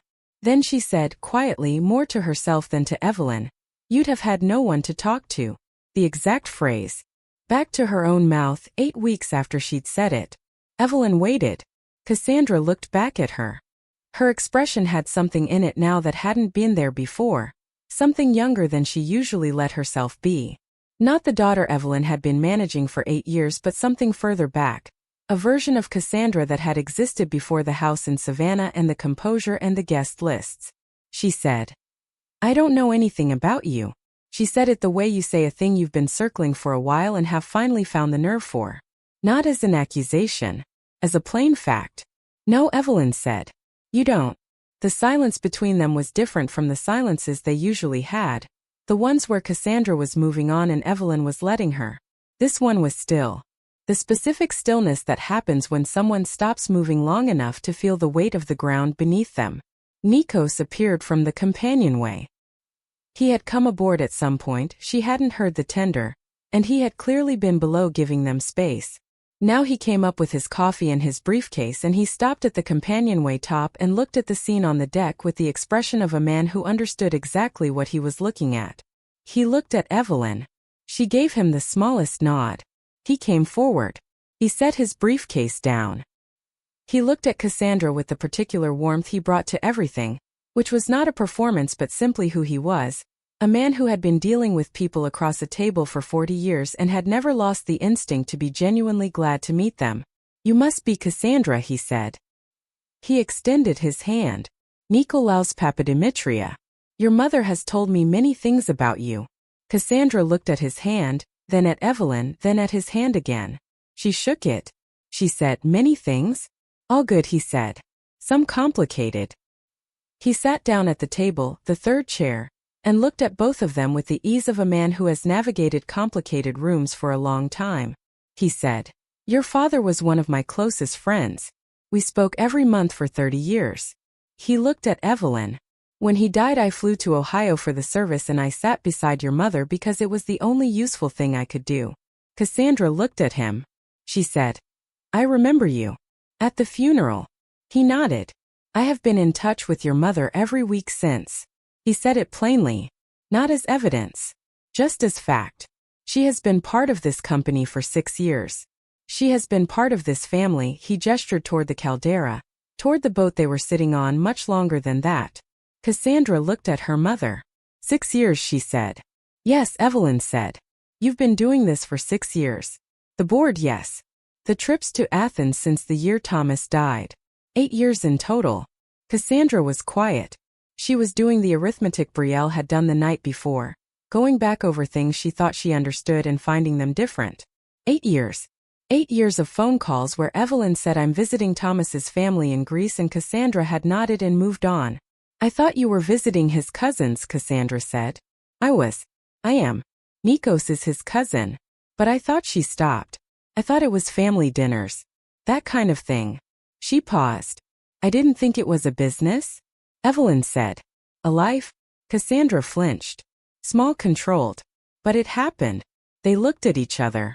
Evelyn held her daughter's gaze, not with judgment, not with the satisfaction of having been found out to be more than assumed, just with the quiet of someone who has been waiting a long time for a conversation, and is now in it. "It was Derek who told you," Cassandra said. "Last night. He showed me Brielle's photograph of the boat." "Yes." Cassandra looked at the name along the bow. She had been looking at it in increments all morning. Evelyn had noticed, returning to it and then looking away and returning again. "He named it for you," Cassandra said. "Yes." "Before he died." "Yes." She looked at the name for a long time. Then she said something Evelyn hadn't expected. She said, "I didn't know he did that kind of thing." Evelyn looked at Thomas's watch on her wrist. "What kind of thing?" Cassandra moved her hand. A gesture that took in the boat, the name, the whole configuration of it. "That big." She paused. "He was quiet. He was a quiet man. I never thought of him as someone who," she stopped again, "who did something like this." "He was quiet," Evelyn agreed. "But he had a large interior life." She said it gently. "You'd have known that if you'd asked him." Cassandra absorbed this. You're right, she said. Evelyn waited for something to follow it, for the qualification or the redirection that usually came after Cassandra conceded a point. Nothing came. Just the two words sitting in the morning air between them. You're right. Simple and without defense. Evelyn looked at the Caldera. The ferry she had watched earlier was gone, somewhere between the islands on its route. Another had appeared from the south, moving slowly into the anchorage. The ordinary commerce of a sea that kept going regardless of what happened on the boats anchored in it. Why didn't you tell me? Cassandra asked. She said it differently than Agnes had asked it, differently than Derek had implied it. Agnes and Derek had asked it the way you ask about a mystery, looking for the mechanism. Cassandra asked it the way you ask something when you half know the answer and are asking because you need to hear it said out loud. Evelyn looked at her daughter. She thought about the phone call where she mentioned the board meeting and Cassandra said that sounds like a lot of work for someone your age. She thought about the cruise announcement in the cream envelope. She thought about every dinner where Cassandra listened to her for exactly as long as courtesy required and then moved on. She said, I told you some of it. You didn't ask more. Cassandra looked at the table. I was busy, she said. And then quieter. That's not a good reason. No, Evelyn said. It isn't. Another silence. This one had more space in it, room for something to move around. Nikos was looking at his coffee, giving them the quiet the way you give people room, not retreating, just not filling it. I thought Cassandra stopped. She started differently. Derek's world is very, she looked for the word. Specific. Everyone knows everyone. Everyone has a history with everyone. And when we got married I became part of that and it was, she paused. It was a lot. Figuring out where I fit. Evelyn waited. And you were, Cassandra looked at her hands. You were home. You were the garden and the library in Ohio. You were the place I came from. She looked up. I think I needed you to stay that. Because everything else was moving so fast. Evelyn was quiet. She understood this. She had understood it for a while, had held it alongside the hurt without letting it cancel the hurt, because both were true and you could carry both if you were paying attention. I was still moving, Evelyn said. You just weren't looking. Cassandra met her eyes. Her own eyes were wet now, not crying, the stage before. The stage where you are deciding whether to let it go further. I know, she said. I know that now. Derek came from the bow. He had been standing there for a long time, far enough away to be out of the conversation but present enough to know its shape. He came and stood behind Cassandra's chair with his hands on the back of it, and he looked at Evelyn with something in his face that was gratitude and apology compressed into an expression. He said, Cassie. She didn't turn around. He said, your mother has a board meeting in Athens in 2 days. He looked at Evelyn. Will you tell her what you'll be presenting? Evelyn looked at him. She understood what he was doing. He was building a bridge with his own hands, plank by plank, because that was who he was. She looked at Cassandra. The Ionian route expansion, she said. We're looking at adding service to 3 additional islands. The revenue projections are good, but the dock infrastructure on 2 of the stops needs investment and I have questions about the timeline. She paused. And the charter pricing. I reviewed the comparable market data, and we've been underpricing by about 17% for 2 seasons. She paused again. I may have cost us some revenue by not catching it sooner. Cassandra was staring at her. The wet had moved out of her eyes and been replaced by something more alert. You're in the board meeting, she said. I run the board meeting, Evelyn said. With Nikos. He takes the operations side. I handle the financial analysis and the strategic questions. Cassandra looked at Nikos. He nodded. She is better at it than half the people I pay to do it, he said. Cassandra looked back at her mother. She looked at her for a long time. The white linen shirt, Thomas's watch, the specific ease with which she sat on this deck, the way the crew moved around her without the self-consciousness they had with other guests, the way Stavros had appeared this morning with bread and they had sat in comfortable silence, the way Maria had brought coffee for Derek without being asked because she had read the morning correctly. She said, Do you live here? No. Evelyn shook her head. I live in Ohio. In the house. My garden is there. Agnes is down the street. Agnes. My neighbor. Evelyn almost smiled. She's been calling every day for updates. Cassandra's face did something small. A brief loosening. She had met Agnes once, 7 years ago, A Saturday morning visit, and Agnes had given her a very frank opinion about the landscaping choices on her new house in Savannah that Cassandra had received with strained graciousness. She had privately found Agnes alarming. Evelyn had privately found this hilarious. She still calls every Tuesday, Evelyn said. Cassandra looked down at the table. A pause. Then, does she know about the boat? She knows about everything. Did everyone know except me? It wasn't everyone, Evelyn said. And the ones who knew because they asked. Cassandra absorbed this. She picked up the coffee Maria had brought her when she came aboard, which she had not yet touched. She drank it. It was cold. She didn't comment on it. I'm sorry, she said. She said it to the coffee mug. Then she looked up. Mom, I'm sorry. Evelyn looked at her daughter. She looked at her carefully, the way she used to look at her when she was small and Evelyn was trying to understand what she needed. The dark hair, Thomas's gift. The particular set of her jaw, that was all Evelyn, though Cassandra had never acknowledged it. I know, Evelyn said. That's not enough, Cassandra said. No, Evelyn agreed. It isn't. But it's a beginning. Brielle appeared from the foredeck. She looked at the scene at the table and clearly read it correctly because she stopped a few feet away and said carefully, Is there more coffee? There's always more coffee, Evelyn said. And Brielle? Tell Maria I said to put out the breakfast things. Brielle looked at her. Right. Yes. Okay. She disappeared below, moving with the energy of someone relieved to have a task. Nico stood. He picked up his briefcase. He looked at Cassandra. I knew your father for 30 years, he said. He spoke about you often. He was very proud of you, in the specific way that fathers are proud of daughters they can't quite figure out but love without reservation. Cassandra looked up at him. He also spoke about your mother, Nico said. Equally proud. Different kind of pride. More like, he paused, choosing carefully. The pride you have for something you didn't make yourself. Something that already existed and you were lucky enough to be near. He picked up his coffee cup, walked to the companionway, went below. Cassandra looked at Evelyn.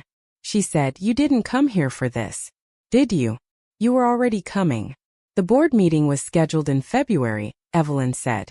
The June dates for the Evelyn were available when a charter canceled. But you knew when the cruise was. I found out the same day you called to explain the guest list. Cassandra was quiet. She was putting it together. The card, the call, the decision to sail, all of it preceding the cruise by months, anchored in a life that had existed for years, independent and full, while Cassandra had been constructing a version of her mother that fit into the category labeled home, background, not quite relevant to the current scene. Did you plan this? She asked. The Caldera. The timing. Evelyn thought about what to say. She thought about what was true. I planned to be somewhere that was mine, she said. She looked at the Caldera. I didn't plan what you'd find when you arrived. Cassandra looked at the anchorage. At the name on the bow. At the cliffs behind them. He named it for you, she said again. She had said it earlier and she came back to it now, the way you come back to a thing that won't stay put, that keeps requiring you to look at it again. Yes. Before he died. Yes. She was quiet for a moment. Then, I never asked him anything either. About Greece. About the company. About any of it. Evelyn looked at her. He would try to tell me things, Cassandra said. About the shipping routes. About Nikos. And I'd listen for a minute and then I'd change the subject because she stopped. She pressed her lips together. Because I thought it was just a thing he had. A hobby. I didn't think it was real. I didn't think it was this. She gestured. The boat, the Caldera, the scope of it. Evelyn thought about Thomas.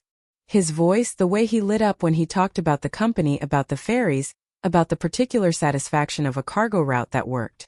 The way that light dimmed when someone didn't quite receive it. She had been the person who received it. She had been paying attention. He would have liked you to ask, she said. He wouldn't have said so. But he would have liked it. Cassandra closed her eyes for a moment. When she opened them they were clear, not wet anymore, not performing. Just open. I have a lot to make up for, she said. You do, Evelyn agreed. Cassandra looked at her. Not defensively. Just directly. Taking the agreement. Will you let me? Evelyn looked at her daughter.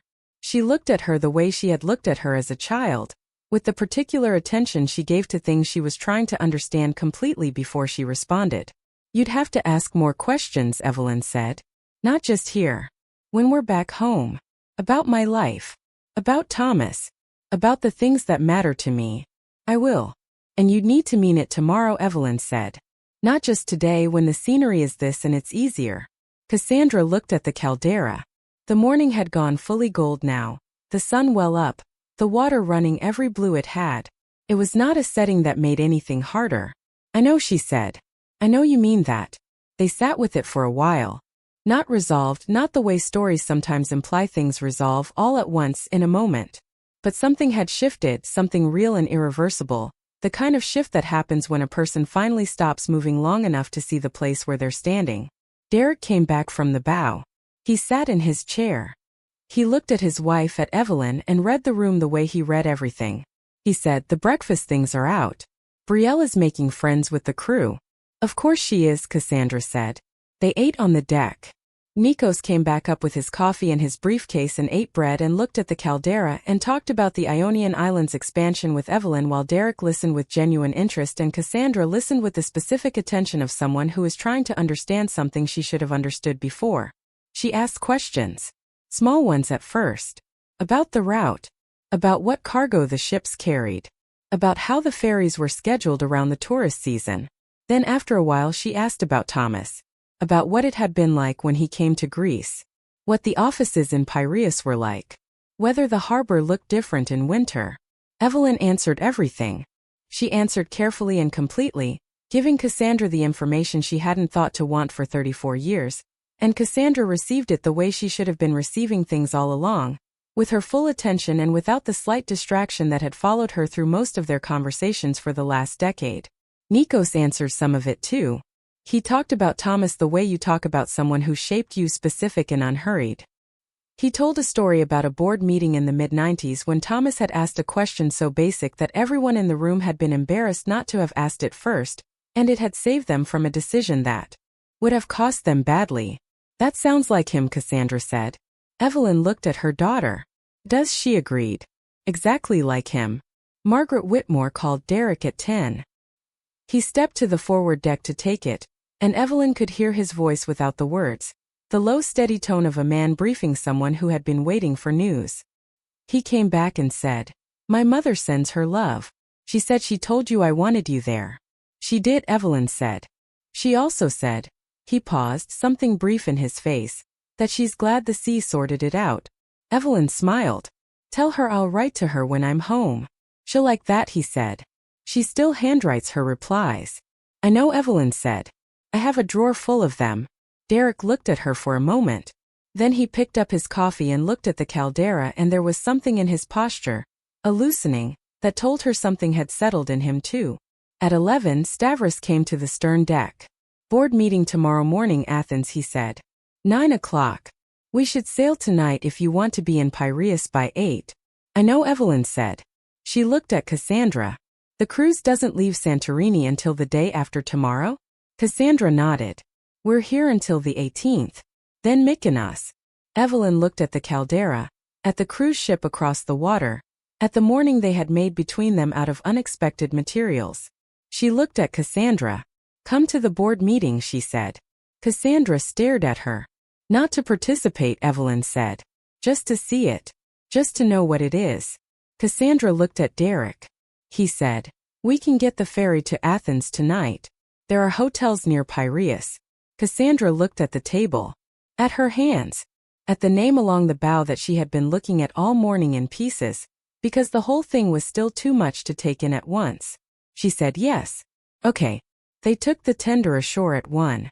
The four of them, Evelyn and Nikos and Cassandra and Derek, with Brielle staying behind because she had found a connection with Maria over the breakfast things, and the two of them had apparently decided to take the kayak out to the base of the northern cliffs, which Evelyn privately thought was exactly the right thing for both of them to be doing. In Phyra they walked the path along the Caldera edge. Cassandra walked beside Evelyn, close enough that their arms occasionally touched when the path narrowed. She didn't fill the silence with the usual things. She didn't talk about Derek's world or the cruise or what the other guests were doing. She looked at the view, the shops, the restaurants, the way the cats moved across the warm stone of the Caldera walls with the proprietary ease of creatures who understood they were in the right place. At one point she stopped. She was looking at the anchorage below. The Evelyn was visible from here, the white hull, the name in blue along the bow. She stood there for a moment. Then she said, "How many times did you sail here without telling me?" For Evelyn said, "This is the 5th. Cassandra looked at the boat. She didn't say anything for a moment. Then she said, "Tell me about the other ones." So Evelyn told her. Standing on the path in Fira with the Caldera below and the sun full overhead and the boats at anchor in the blue water. She told her about the first time she sailed the Evelyn, the year it was commissioned, 4 years after Thomas died. She told her about sitting at the bow in the dark off Seraphos and understanding that Thomas had not left her behind. He had simply left first, and this was the thing he meant to give her when he got back. She told her about the board meeting where she had asked the question about the Ionian ferry pricing that nobody else had asked, and Elena had looked at her with an expression that meant they were going to be friends, and they were. She told her about Stavros and the bread he left outside her cabin door, and how it was because Thomas always liked fresh bread. Cassandra listened to all of it. When Evelyn finished, they stood there for a moment longer. Then Cassandra said, "I want to know the rest. Not just this. All of it." Evelyn looked at her daughter's face. The dark hair, Thomas's gift. The jaw, that was Evelyn's own. "Then you'll need to ask," she said. Cassandra nodded. "I will." They walked on. The board meeting was at 9 the following morning in the Papadimitriou building on the industrial street in Piraeus, in the 3rd-floor conference room with the windows facing the harbor. Evelyn arrived at 8:30, the way she always did, with her documents annotated and her questions written in the fig-colored notebook. She sat in her usual chair, second from Nikos's right, and poured coffee from the carafe Elena had set out and went over her notes one more time. Cassandra and Derek arrived at 8:50. They had stayed at a small hotel 2 streets from the harbor, close enough that you could smell the water from the room. Cassandra had texted her the night before, which was the first practical detail Cassandra had voluntarily shared with Evelyn in recent memory. Cassandra came into the conference room and looked at the table, the board members taking their seats, the documents laid out, the harbor visible through the windows. She looked at her mother sitting in her chair with her notebook open, talking to Elena about something in the financial projections, and she did what she had done all the previous day. She looked and she did not look away. She sat in one of the chairs along the wall, not at the table. Derek sat beside her. He had his hands on his knees and he was looking at the board table with the absorbed attention of a professional trying to understand a room. The meeting ran 2 hours. Evelyn asked 4 questions. One of them stopped the room for 12 minutes, while the operations team checked figures that turned out to support the concern she'd raised about the Ionian infrastructure timeline. One of the others resulted in a vote being deferred for a month pending additional analysis. The other 2 were answered and folded into the discussion in the way that all good questions are, by changing the direction slightly and improving the result. After the meeting, as the board members filtered out and Elena collected the documents, Cassandra came to the table. She stood beside her mother's chair for a moment. She looked at the notebook, the annotations in Evelyn's handwriting, the harbor through the window. "You stopped the room," she said. "For 12 minutes. "Yes. The timeline issue was real." "How did you know to ask?" "I read the infrastructure reports from the 2 harbor authorities," Evelyn said. "The permitting schedules didn't match the construction estimates. Someone needed to ask which number was right." Cassandra looked at the notebook. At the question written there in advance, prepared and specific. She said, "You've been doing this for 6 years." "Yes." "You fly here twice a year and sit in this room and do this." "Yes." Evelyn waited. Cassandra picked up the notebook. She looked at it the way she had looked at the yacht from the tender, in pieces, not yet able to take the whole thing at once. She set it back down. She said, "I called you a retired librarian." To Derek's friends. "When they asked about you." Evelyn looked at the harbor through the window. "What did you tell them?" "That you were a retired librarian from Ohio who liked to garden." "Was there more?" Cassandra was quiet. "No." Evelyn turned from the window. She looked at her daughter. "What would you tell them now?" Cassandra considered it. Genuinely considered it, which was the thing Evelyn had been wanting to see from her for so long that seeing it now was its own kind of grief. She said, "I'd tell them you're a board member of a Greek maritime company, and that you sail in the Aegean twice a year on a yacht your late husband named after you." She paused. and that I didn't know any of it until I sailed into Santorini and saw her name on the hull. Evelyn was quiet. And I'd tell them, Cassandra said, that I should have asked. A long time ago. The harbor was doing what it always did. The ferries and the cargo ships and the working water. The constant traffic of a port that never stopped moving. From this room you could see the Evelyn at berth 14. Her white hull, her name in blue.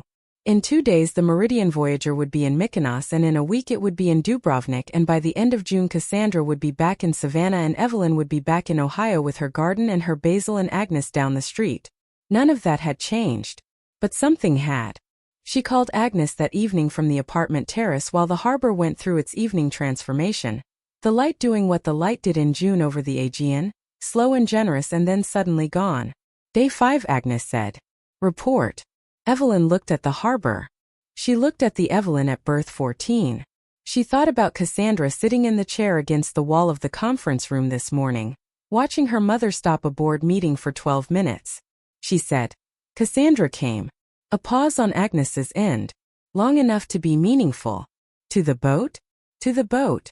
And to the board meeting. What happened? Evelyn thought about how to compress it. About the tender crossing the Caldera. The name on the bow. The particular sound of her daughter's voice saying, I don't know anything about you. The walk on the path in Fyra.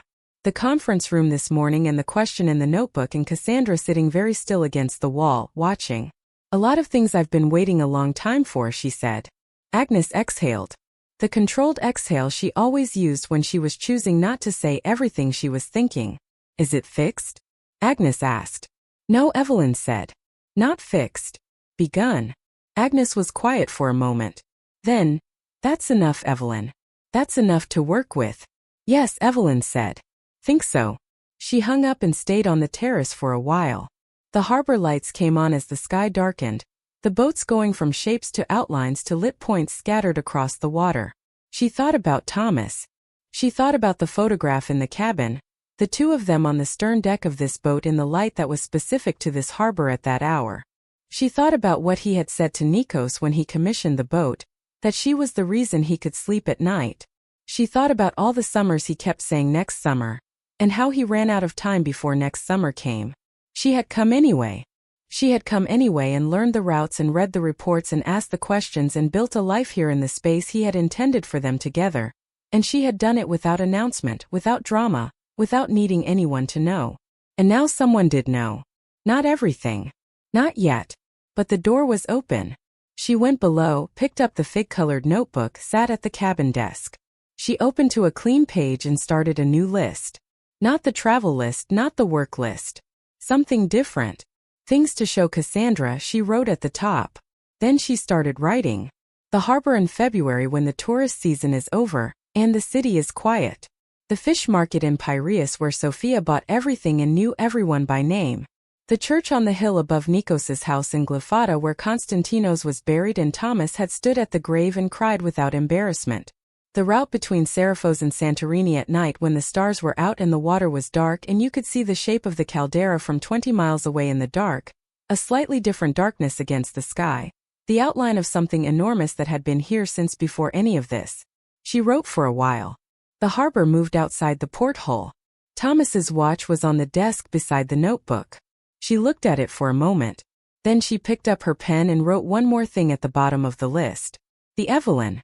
Berth 14. All of it. She closed the notebook. She set it on the desk next to the watch. She turned off the lamp and sat in the dark for a moment with the water moving the boat in its long, quiet conversation with the anchor chain, the sound she had come to know as well as her own breathing. She thought Thomas. Not to him exactly. Just his name. The way she always said it out here. To place herself. She thought. Next summer. She thought. Not next summer. Now. She was where she was supposed to be. She had been here for a while actually. She had simply been the only one who knew it. Now someone else did. She would plant her basil when she got home. She would turn the soil along the south fence and put in the Japanese maple's younger brother, the one she had been promising herself for 3 years, the spot along the east wall where the light was right. She would call Agnes every Tuesday. She would fly to Athens in September for the infrastructure vote, and she would have read the harbor authority reports in advance, and she would ask the question nobody else had thought to ask. And in the spaces between those things she thought she might answer more phone calls. The thing about a door she knew was that opening it was only the first part. You had to keep it open. Both people had to keep it open. And some doors, once closed long enough, opened slowly the second time, stiff at the hinges, needing attention. She was patient with hinges. She had been patient with hinges her whole life. Outside the porthole the harbor moved and the lights reflected and the dark water went on in every direction toward every island she knew by name, the islands Thomas had told her about before she ever saw them, describing each one the way you describe a beloved place to someone you love, wanting them to already know it before they arrive. She knew them now. She knew all of them. And that was something. That was, she thought, quite a lot. She was home by the 1st of July. The flight back from Athens was 11 hours with a connection in Heathrow, and she spent most of it looking at the clouds below the window and thinking about nothing in particular, which was different from the way she had spent the flight out, when her mind had been moving constantly, assembling and reassembling what she might say and how she might say it and what might happen either way. Coming home, there was nothing left to assemble. Things had happened. The pieces had landed where they landed. The garden had kept itself in her absence the way gardens do when they are well established, and June has been reasonable about rain. The lavender was fully out along the walkway. The hydrangeas along the west fence had gone that particular deep blue that only happens in the weeks between late June and early July, before the heat turns them. The Japanese maple had put on new growth. 1/3 of an inch on every branch, the quiet work of a tree that doesn't need anyone watching. Agnes was at her kitchen table when Evelyn knocked at the back door. She had been baking, the kitchen warm and smelling of butter and something with cardamom, and she looked at Evelyn in the doorway with the expression of a woman who had been getting daily phone call updates for 12 days and still needed to see for herself. She pulled her inside. She poured coffee. She sat across from her and looked at her for a long moment without speaking, which from Agnes was its own kind of eloquence. "Well," she said finally. "Well," Evelyn agreed. They talked for 2 hours. Evelyn told her everything she hadn't fit into the daily calls, the specific details that took up no space in a summary but were, she had come to believe, the only things that actually mattered. The way the Caldera looked at 5 in the morning when the light was still deciding. The bread Stavros left outside her door. The way Cassandra had stood at the railing of the Evelyn and looked at the name for a long time before she could look at anything else. What Derek had said when he stepped aboard. The board meeting, Cassandra sitting against the wall, the question in the notebook. Agnes listened to all of it with the stillness she brought to things that required it. At the end she said, "And now?" "And now we'll see," Evelyn said. Agnes nodded. She topped up both coffees. She said, with the candor she reserved for things she meant completely, "I have been your neighbor for 22 years and I have watched that girl not see you for most of them." She paused. "She saw you in Santorini. That matters." Evelyn looked at her coffee. "It's a beginning," she said. The same thing she had told Agnes on the phone from the terrace in Piraeus. Agnes nodded. "Then, I also want you to know that I told my niece about the yacht and she cried." Evelyn looked up. "Your niece in Gdansk? She lives for these stories." Agnes waved a hand. "I only gave her the general outline." Evelyn almost said something stern about privacy and thought better of it. Agnes's niece in Gdansk was 53, and had been listening to Agnes's stories about the Marsh household for 2 decades. She was probably the best informed person in Poland on the subject. She called on a Sunday, Cassandra, 3 weeks after they were both home. Not a Tuesday, which was Agnes's day, and not the 1st of the month, which was the rough pattern Cassandra had been following before Santorini, the once-a-month check-in that served as both maintenance and alibi. A Sunday, 10 in the morning Ohio time, which meant she had thought about it before she made it. Evelyn was deadheading the hydrangeas along the west fence. She answered with her left hand, the pruning shears in her right. "Mom." Cassandra's voice was different from its usual telephone voice, less managed, less brisk. "I was wondering something." "What were you wondering?" "What was he like?" "In Greece. Specifically." "Not the general version." Evelyn set down the pruning shears. She sat on the cedar bench Thomas had built, the one she had sat on in March when the phone call from Cassandra had told her there was no room on the guest list. She thought about Thomas in Greece. She picked one thing, one specific thing, the way a good librarian picks the right book for the right person. He sang in the car, she said. When we drove in Greece. There was always a radio in whatever car Nikos arranged for us, and it was always on, and Thomas knew every song. He knew them imperfectly. He had the words slightly wrong and the rhythm a little off, and he sang anyway, loudly in Greek with the windows down. She could feel Cassandra on the other end of the line listening. He was completely unself-conscious about it, Evelyn continued. He was a quiet man in English. In Greek, in a car with the radio on, he was something else entirely. A pause. Then Cassandra said quietly, I didn't know that. No, Evelyn said. I should have told you. She said it without accusation because it was true on both sides. She should have told her more. Cassandra should have asked more. The failure had two parents and she had made peace with her half of it somewhere over the English Channel. Tell me something else, Cassandra said. About him. Something else I don't know. So Evelyn told her. She stood up, walked the garden slowly, the hydrangeas and the lavender and the rosemary, and she talked about Thomas in Greece for 40 minutes. She told her about the harbormaster in Piraeus who had shaken both their hands in 2007, and said they were the most romantic couple he had seen in 40 years of watching people arrive by boat, which Thomas had received without embarrassment. She told her about the summer he learned to navigate by the stars off Seriphos and got them turned around for 2 hours before admitting it.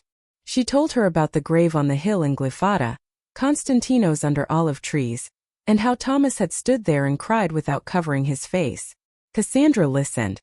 She did not say that sounds like a lot of work or change the subject. She asked one question after another, small and specific, the way you ask about someone you want to understand properly. When they hung up, Evelyn stood in the garden for a while. The September light was coming through the maple the way September light comes through a tree that has had a full season, the leaves turning at the edges, still mostly green but beginning the slow conversation with autumn. She went inside and wrote Cassandra's name at the top of a new page in the fig-colored notebook. Underneath it she wrote, things to tell her. She started the list. Cassandra came in October. She drove from Savannah 14 hours, which she had never done alone in her adult life, and she arrived at the house at noon on a Friday with a bag in the back seat and a container of something she had made herself, a pasta salad from a recipe she had texted Evelyn about the previous week, wanting to know whether she had done the dressing right. She had. She stood on the front walk and looked at the garden. Not the glancing look she gave it on her usual visits, the quick scan of a person confirming that a familiar thing is still in its place. She looked at it properly. The lavender along the walkway. The climbing roses on the west fence. The Japanese maple at the far corner. The leaves fully turned now. The particular burgundy that made people slow their cars. Your maple, she said. Thomas wanted it, Evelyn said from the doorway. Cassandra walked to it. She stood under it and looked up through the branches. October was doing what it did to the light in Ohio, low and golden, and the maple was catching it from every leaf. When did you plant it? She asked. First spring after he died, Evelyn said. Everything out here. I gave it all somewhere to live. Cassandra stood under the maple for a moment. She put her hand on the trunk, the way you touch a thing when you want to understand it through your palm. Agnes appeared at the fence gate between the two properties with the timing of a woman who had been watching from her kitchen window, and had decided now was the moment. She came through the gate in her garden boots and a coat she had been wearing since before Cassandra was born, and she looked at Cassandra with the direct assessment she gave everything. You're taller than I remembered, Agnes said. It's been 7 years, Cassandra said. I know when it was. Agnes looked at her. You look like your father around the jaw. Cassandra blinked. No one had ever said that to her. She touched her jaw briefly, self-conscious. He had a good jaw, Agnes said, as if this resolved the matter. Come inside. I made cardamom cake. Both of you. Agnes's kitchen was what it always was, warm and specific, the smell of butter and cardamom, and the particular beeswax Agnes used on the wooden countertops. The cake was on the table already cut, the coffee already on. Agnes sat and looked at Cassandra the way she had looked at her in the garden, direct and assessing and without the social performance that usually cushioned such looks. Your mother told me about Santorini, she said. Cassandra looked at her coffee. I know. I've been her neighbor for 22 years, Agnes said. I've watched her build something remarkable while you weren't looking. Agnes. Evelyn said it quietly. She knows, Agnes said. She doesn't need to be protected from knowing. Cassandra looked at Agnes. I know, she said. I do know. Agnes picked up her cake fork. Then she said something that surprised all three of them, including Agnes herself, based on her expression. She said, "The important thing is that you're here now." And she applied herself to her cake as if she had not just reversed 22 years of righteous indignation in one sentence, because Agnes Petrova was, at her core, a practical woman, and practical women knew when a sentence had done its work. After cake, Evelyn took Cassandra through the house. Not as a tour, just as the natural movement of two people in a space, room to room, the way you show someone around a place when they already know it but haven't looked at it. In the hallway, the photographs. Thomas and Evelyn at various ages, the accumulation of a life. Cassandra stopped at one, a photograph from the early years of the marriage, Thomas young and grinning with his arm around a woman who was clearly his mother's age. "Who is this?" Cassandra asked. "Nikos's mother," Evelyn said. "Eleni. She died in 2011. She used to send honey from bees on the hillside above their house. She sent it every Christmas for 20 years. Cassandra looked at the photograph. She said, "You have a whole world here." "Not in the house," Evelyn said. "In the life." "Yes." She took her to Thomas's study. It was as it had always been, the books he left behind, the desk where he kept his correspondence, the small shelf of things from Greece, a piece of volcanic rock from the Caldera, a blue glass from a market in Fyra, a photograph in a simple frame. Cassandra picked up the photograph. The same one Evelyn carried in the cabin of the Evelyn, the two of them on the stern deck, the harbor light behind them. "When was this?" "First summer after the boat was commissioned," Evelyn said. "Nikos took it." Cassandra looked at her father's face in the photograph. He was looking at the camera, but also not quite the way people look when they're being photographed while thinking about something else entirely. Something good from the look of it. She set it down carefully, precisely where it had been. She said, "Can I have a copy of this?" "Yes," Evelyn said. She found the file on her laptop that evening and sent it to Cassandra's email. A few minutes later her phone showed a notification. Cassandra had made it her contact photo for Evelyn's number. Evelyn looked at it for a moment. Thomas and Evelyn on the deck of the Evelyn, the harbor behind them, the light doing what the light did at that hour in that place. She didn't comment on it. She just set her phone down on the nightstand and turned off the light. Cassandra stayed for 3 days. She helped Evelyn cut back the hydrangeas for winter. She learned, on the second morning, that the basil Evelyn grew from seed each March came from seeds she had been saving and replanting for 11 years, a continuous chain going back to a plant she had grown in the library's small window garden before she retired. She asked about the library on the third morning, over coffee, sitting at the kitchen table where the cream envelope had arrived in March. She asked what it had been like, 32 years of the same building, the same shelves, the people who came back year after year. Evelyn told her. She talked about the summer reading program, the children who came in for stamps on their reading cards with the gravity of people completing something important. The regular who read every maritime history book in the collection and one day, years in, told her his grandfather had been a merchant marine. The teenager who came in every day after school for a year and never checked out a book, just sat in the armchair by the window, and Evelyn had left him alone because some people need a place more than they need a book. Cassandra listened. She asked questions. She didn't look at her phone. On the last evening, they sat in the garden until the light was gone. The temperature had dropped with the sun and Evelyn brought out the old wool blanket she kept on the porch bench, and they shared it without comment, sitting side by side in the cooling October dark with the Japanese maple behind them and the lavender along the walk releasing the last of its scent into the evening air. Cassandra said, "I want to come to Athens. In the spring. If that's allowed." "It's not a private club," Evelyn said. "You know what I mean." She did know. She meant, if you'll have me. If you'll show me. Evelyn looked at the garden in the dark. The shapes of the things she had planted, familiar without being seen. "Bring Derek," she said. "Nikos would like him. They'll argue about infrastructure." Cassandra made a sound that was close to a laugh. Something lighter than she usually allowed herself. "Does it always come back to infrastructure?" "In shipping, yes. Mostly." They sat for a while longer. The October night was doing what Ohio nights do in October, going cold at the edges first, working inward. Above them, through the maple's branches, the stars were coming out one by one over the cleared dark of the neighborhood. Cassandra said, "I talked to Dad the same way." I changed the subject when he talked about things I didn't understand. I thought it was just him being. She stopped. She didn't finish it. Evelyn waited. I thought it was a habit of his. Of older men. Talking past you. She was quiet for a moment. It was me. I wasn't listening.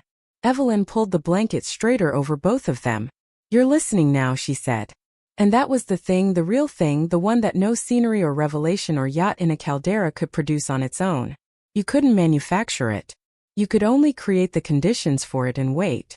Evelyn had been creating conditions for a long time, planting things and tending them and trusting the seasons, and she had learned that the only growth worth having was the kind that happened at its own pace, in its own time, because it was ready and not because someone had forced it.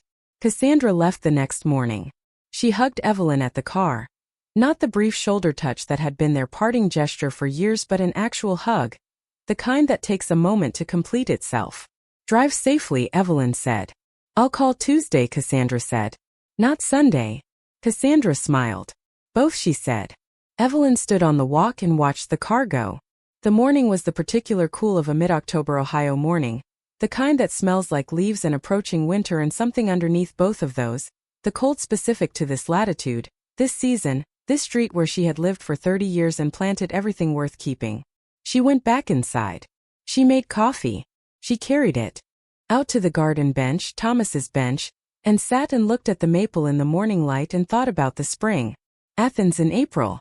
The harbor in a different season, the Meltemi not yet started, the water calmer, the tourist boats not yet out, the office on the industrial street, Elena's briefing and the documents on the table, Nikos and Derek arguing about infrastructure, which they absolutely would. Cassandra in a different chair this time, not against the wall at the table, asking the question she was learning to ask. The basil on the windowsill was already showing new growth. She had started the second round in September, just to see what she could get before the light went. 3 small pots leaning toward the window, the same direction they always leaned. Things grew when you paid attention to them. That was the whole of it, really. That was what 32 years of watching children find books had taught her, and 30 years of marriage, and 8 years of building a life in the spaces Thomas had left, and one morning in a Santorini caldera when a woman who had never looked closely enough finally stopped and looked. You paid attention. You kept showing up. You left the conditions for growth and you trusted the seasons. The coffee went cold. She didn't notice until it was done. She went inside to make more. Thank you so much for watching until the end. If you love this story, check out the other videos on your screen now. I think you'll really enjoy them. And don't forget to subscribe if you haven't already. See you in the next story.